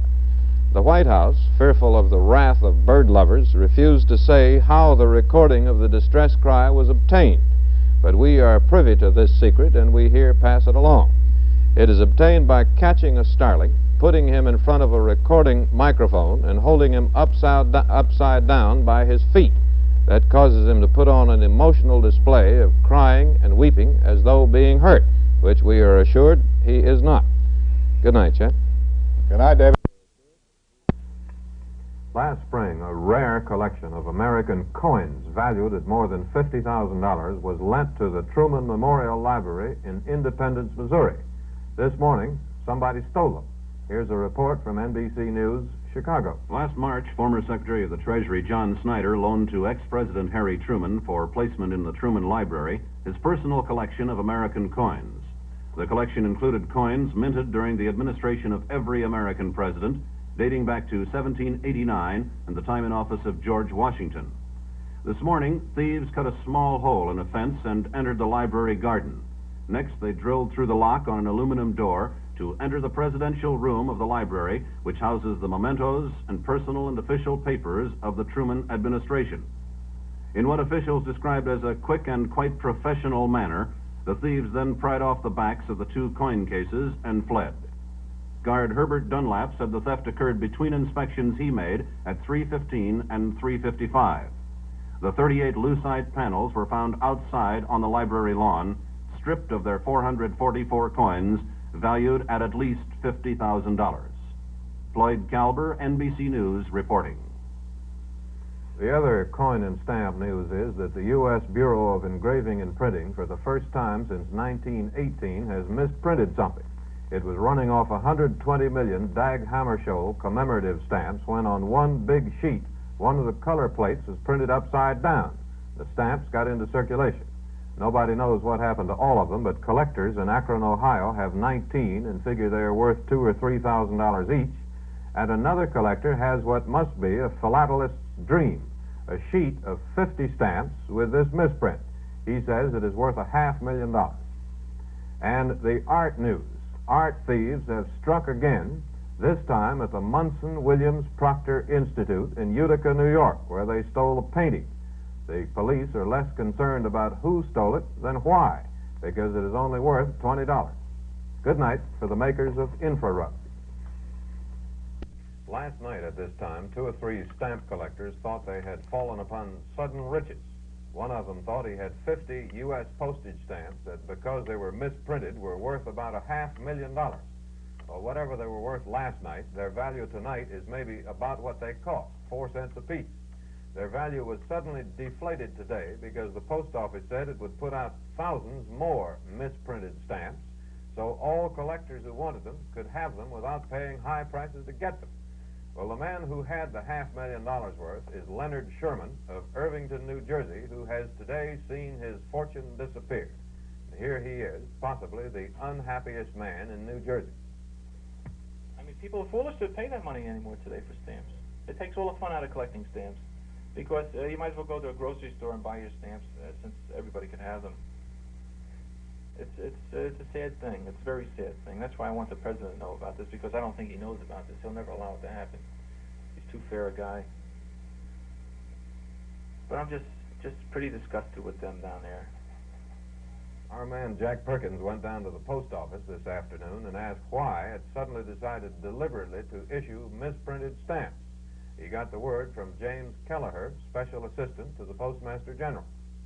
This is the now famous inverted stamp, the first one in 44 years, with the yellow panel in an upside-down position and out of focus, as it were, with the entire stamp, and the plate block number from that yellow stamp upside down. Once a few of these, and 400 of them at least, we know are in circulation. Whether we like it or not, they are a United States postage stamp. And since they are available to a few people, a United States postage stamp should be available, in error or otherwise, to anybody who wants one. Well, how many misprints are you going to misprint? We're going to reprint this so-called invert jack to the extent that's required by collector demand. We've originally ordered 400,000, and it could go much higher, of course. We'll print them as much as is necessary to satisfy public demand. if a person wants to buy one of these misprints, can he send in 4 cents in coin or stamps? 4 cents in coin. We don't accept stamps. So now, if you get a commemorative stamp picturing Dag Hammarskjöld with one of the colors printed upside down, about all it's good for is to mail a letter. And after the first-class postage rates go up January 1st, you can't even do that. Good night for the makers of Salem cigarettes. Lately, when American jazz bands and other musical attractions have toured Russia, Premier Khrushchev has made a point of going to their opening nights. So when the Bolshoi Ballet from Russia opened here this week, President and Mrs. Kennedy turned out, and he watched from a special leather chair installed just for him. And today, he and Mrs. Kennedy had the Bolshoi dancers at the White House for a reception, 120 of them. They were escorted there by the Russian ambassador, Anatoly Dobrinin, who then left for a memorial service for Mrs. Roosevelt. Mrs. Kennedy showed the dancers around the White House, and the president dropped in for about 5 minutes and told them he thought they were wonderful. Premier Khrushchev, when he goes to opening nights of American performers, always applauds lustily, even though he says sometimes, as in the case of Benny Goodman's music, he doesn't understand it. Good night for the makers of Salem cigarettes. The Scots are a highly intelligent, industrious, and progressive breed, and they know it. They are not unaware that their economy is slipping a bit, and that here and there, increasingly so, a bit of distress is showing. If they were more unaware of all this, or resigned to it, the Scots' frustrations would be somewhat easier to bear, but they do know it, and they are not resigned to it. There is, consequently, I think, an increasing tendency to blame London for all of this, and I suspect that Scotch nationalism and even some separatism are increasing. Tourism is a pretty good example of all this. The world literally bangs on the door of Scotland seeking entry and accommodations. If the tourist had a place made to order, it would probably look a good deal like Scotland, perhaps with a few more sunshiny days. But the restaurants and their cuisines are good at prices which are neither bargain rate nor exorbitant. The service is splendid, plenty of it, and communicative, cheerful and pleasant. The shops are filled with the cashmeres, worsteds, woolens, plaids, paisleys, brassware, jewelry, and all the rest to tempt the visitor's purse. The scenery is unsurpassed. Firths, sea and inland lochs, braes, mountains, rills and heather, and castles like this one here at Edinburgh. Scotland boasts some of the finest fishing anywhere, both saltwater and freshwater. The ski trade is something relatively new, and it keeps some of the northern hotels in business the year round. But the total nightly capacity of the country is only 93,000 visitors, 44,000 in first-class accommodations. So in reasoning why Scotland is lagging behind in tourism, the Scot points to London. Whitehall has not advanced the capital for new roads and new hotels. The Scot occasionally asks, why doesn't the Queen Elizabeth put in at the port of Glasgow? And they insist that the promotional material distributed by the British invariably puts Scotland as a small supplement somewhere in the back of the book, and they're getting a bit wrought up about it. David? Finally, one more chapter in the story of the misprinted stamps, a drama with a cast of thousands and with money at stake.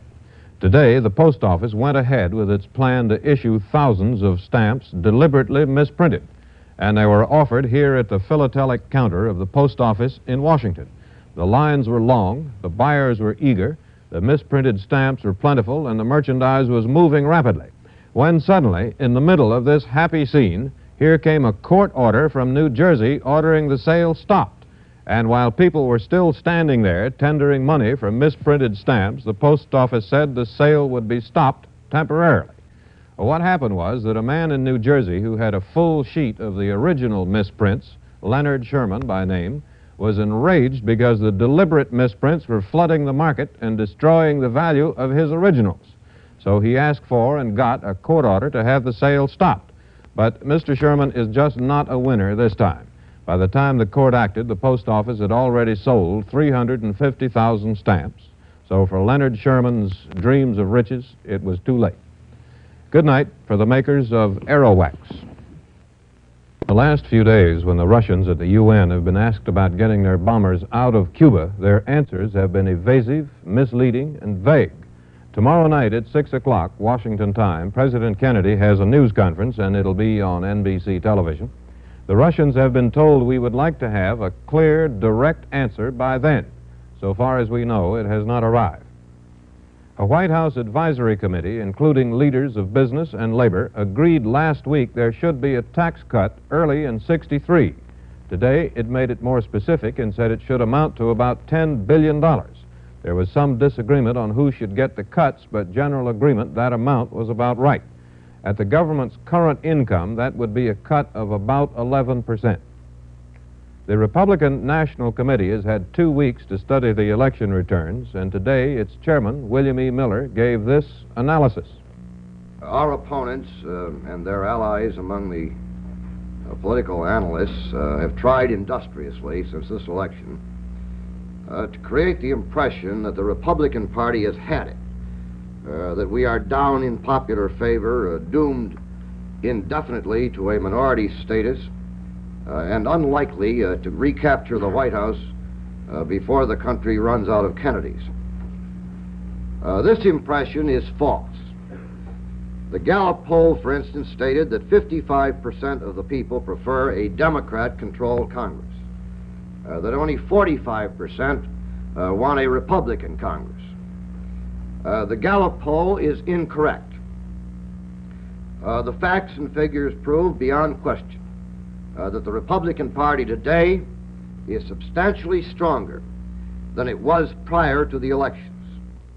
The Commerce Department said today personal income increased in October for the best gain in 6 months. It also said home building was up, and so were factory orders.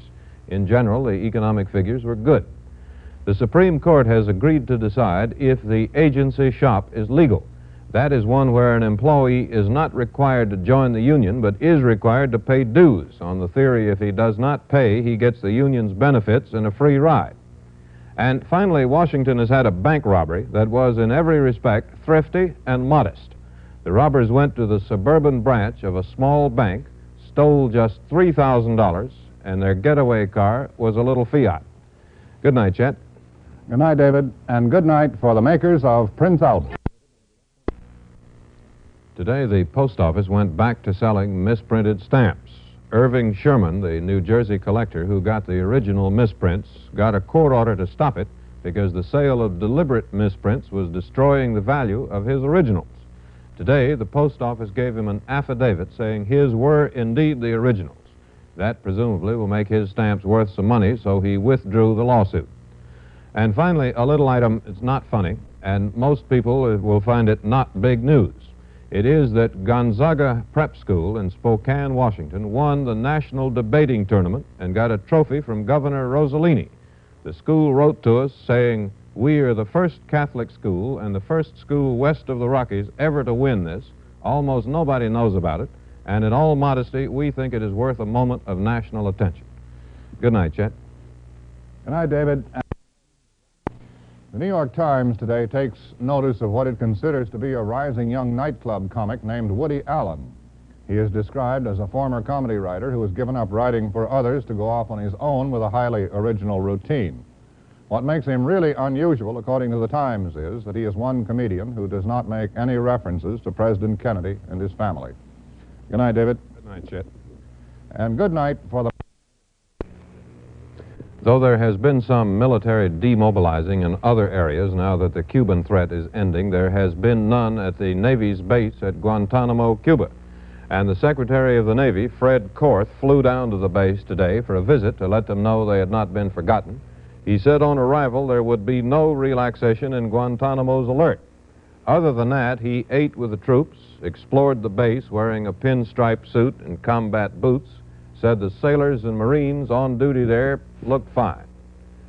The Defense Department is about to finance development of an entirely new jet fighter plane, the first one in years, and will spend $2 or $3 billion doing it. It will soon announce which aircraft maker will get the contract.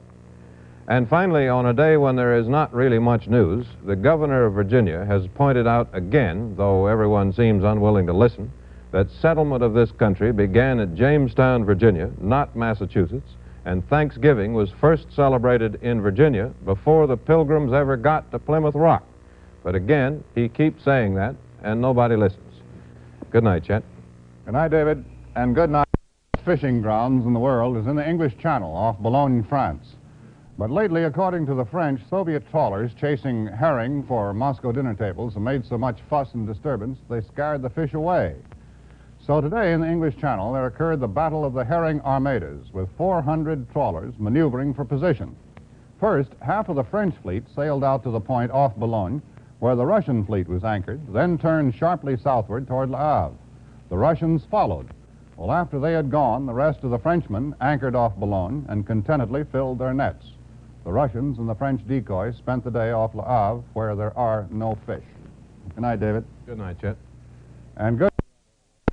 The unlikeliest bits of information turn up in the society pages of the New York Times. Yesterday's paper, for example, disclosed that next month in New York, 2 society ladies are planning a cocktail dance at a hotel to raise money for the former pages at the imperial court of Nicholas II, the Tsar of all the Russias.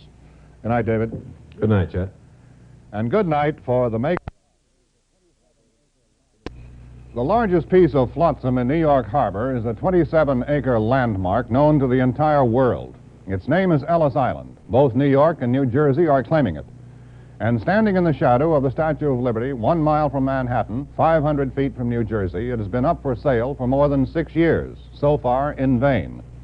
From 1892, when the Immigration Department first opened its station on Ellis Island, until November 1954, when the station was closed, 20 million European immigrants knew it as the last barrier between them and the land of opportunity.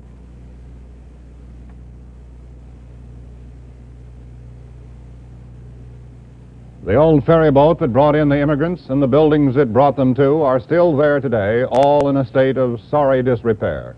The process of dilapidation started in 1954, and it still goes on. The signs that greeted the immigrants, the handsome skylit recreation hall where they waited out anxiously the fateful decision, the dormitories into which they crowded at night, the cafeteria, all still there, untouched, abandoned, shrouded in 8 years' accumulation of dust. When the island was declared surplus property, it was turned over to the General Services Administration. For 18 months, the GSA invited suggestions on a use for it. None came in, so the island was offered for public sale. Since then, the GSA has received bids ranging from 50 cents to $201,000. Plans for the island have ranged from a college through a hospital for narcotics addicts to a completely self-contained city of the future designed expressly by the late Frank Lloyd Wright. To date, however, no bid has been accepted, no plan adopted. Since March of 1961, 10 bills proposing uses for Ellis Island have been introduced into Congress. All of them are still tucked into Capitol Hill pigeonholes, collecting nearly as much dust as the island itself. Next month, a special Senate subcommittee is coming to New York to hear proposals from Governor Rockefeller and Mayor Wagner. New Jersey, which has a rival claim to this offshore island, has plans of its own. But the way things are going, if someone doesn't take it over soon, they'll have to call in the sanitation department and cart it away. Good night for the makers of Carter Hall. Finally, a small note on gift giving between national leaders, most of whom are likely already to have everything. The Prime Minister of Somalia, visiting here, had a reception for President Kennedy, and in the course of it, they exchanged gifts. The President gave him, the Prime Minister of a new African country, a silver desk set, a set of books of the papers of Franklin, Adams, and Hamilton, and some other books for his children. He, in turn, gave the President a brass gong hanging between 2 elephant tusks, an ivory desk set, some carved animals, a rug made of monkey fur, and a lamp made of an ostrich egg. If Mr. Kennedy did not already have everything, he certainly does now. Good night, Chet. Good night, David. After Russia's Anastas Mikoyan finished his lunch at the State Department today, and before he goes back to Russia tomorrow, he took a ride out into the Washington suburbs to see one of the man-made wonders of the capitalist world, the Supergiant Discount Center. That is a new, enormous, and truly fantastic store in nearby Rockville, Maryland. It sells everything, and most of it at a discount, running from a supermarket bigger than an airplane hangar to jewelry, furniture, toys, everything else. Mikoyan poked around, looked in on the shoe repair department, and then over to another thing that especially interested him. machines that do dry cleaning when you put the clothes in one place and some coins in another. And he was interested in a change-making device that takes in paper money and gives out coins in change and will reject counterfeits. The last time Mikoyan was here, he picked up some ideas and introduced them in his own country.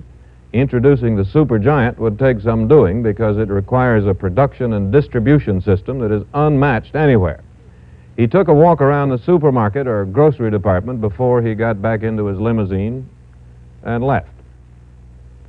He didn't buy anything and therefore went away without any trading stamps. Good night, Chet. Good night, David. And good night for the makers. Friends and supporters of Senator Goldwater of Arizona have already started a campaign to get the 1964 Republican nomination for him, and they are raising money even though he says he is not running. They seem confident if he is offered the nomination, he will not turn it down. The White House says Mrs. Kennedy is not pleased with all of the attention she's been getting in the movie fan magazines, but is unable to do anything about it.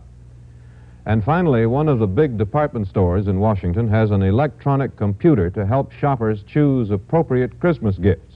You feed into it the age, sex, occupation, hobbies, and interests of the person the gift is for. The machine mulls it over for a few seconds and then writes out some suggestions. Well, somebody fed into it this information: male, 45 years old, occupation, president, hobbies, sailing, touch football, reading, rocking, has a bad back. I regret to report the machine chewed it over a bit and then wrote out it could not answer. Good night, Chet. The U.S. and Russian governments announced today they had agreed to work together peaceably in the use of space in the fields of weather, map making, and communications. It's to begin in 1963 with the two working together on a weather satellite and sharing the information. After that, if that works, there will be others.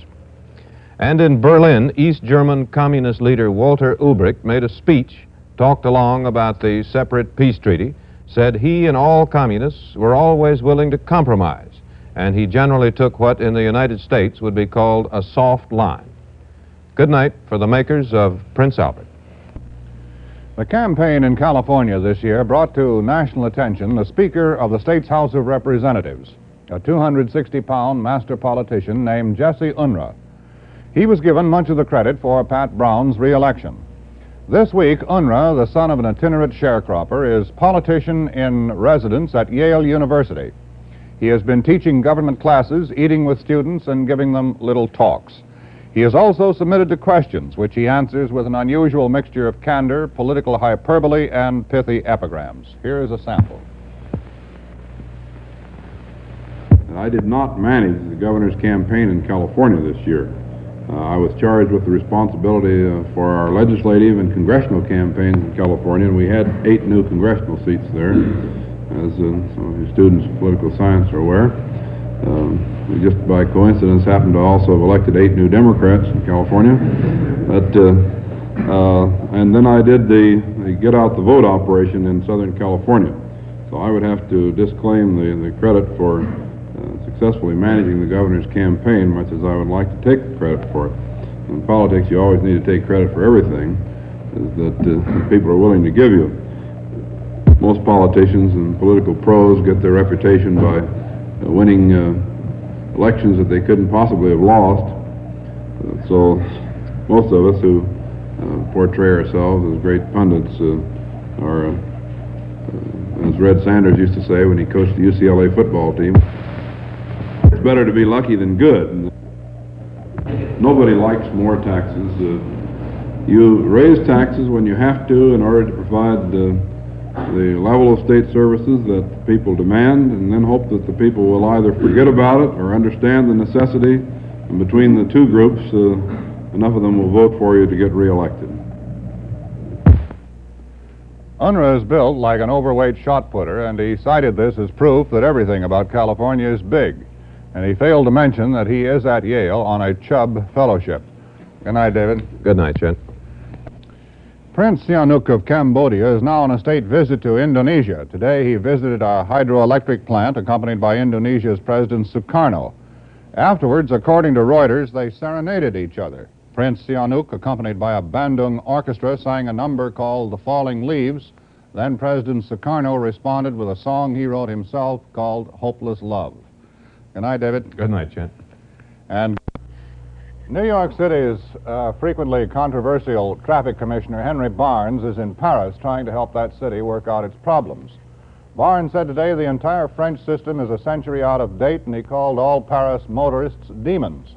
Well, immediately after making these comments, Barnes got a traffic ticket. Good night, David. Good night, Chet. And good.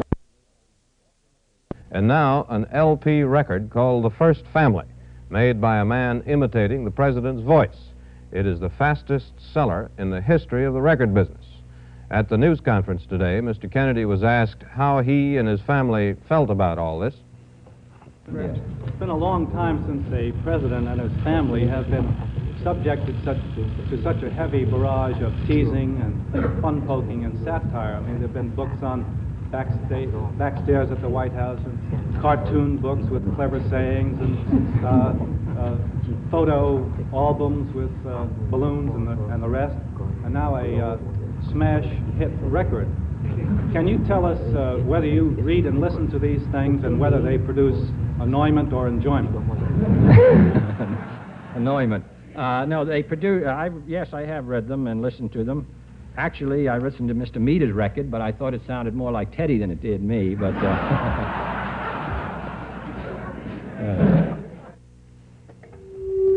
even though he didn't say so today, it is known he didn't like the record much, but even so, his talking about it today probably will sell another 1 million copies. Good night, Chet. Good night, David, and good night for the makers of Dristan. Truckers have had to do without their daily newspaper since last Sunday. Many people, therefore, have turned to suburban dailies or neighborhood papers which put out emergency editions. But some of the more fortunate with connections in California have had their friends airmail them daily copies of the Western edition of the New York Times. One friend of ours was proudly waving his California Times around the office yesterday when he was upstaged by a more sophisticated colleague. He had a Paris edition of the New York Times. Good night for the makers of Carter Hall. The course of modern art in the Soviet Union has been a difficult one. The country has one of the great collections of Impressionist paintings in all the world, yet it condemns almost all Western post-Impressionism, almost everything done after 1920. Things had been getting a little better, but now Premier Khrushchev has again put the Soviet government squarely in opposition to artistic modernism. The show was staged in an exhibition hall near the Kremlin. After Khrushchev's denunciation of the allegedly decadent modernistic paintings, Muscovites flocked to the exhibition, a reflection of the rekindled intellectual curiosity among the Soviet people. Militiamen held back the crowds and admitted only a few people at a time. Those already inside were reluctant to make way for those waiting outside.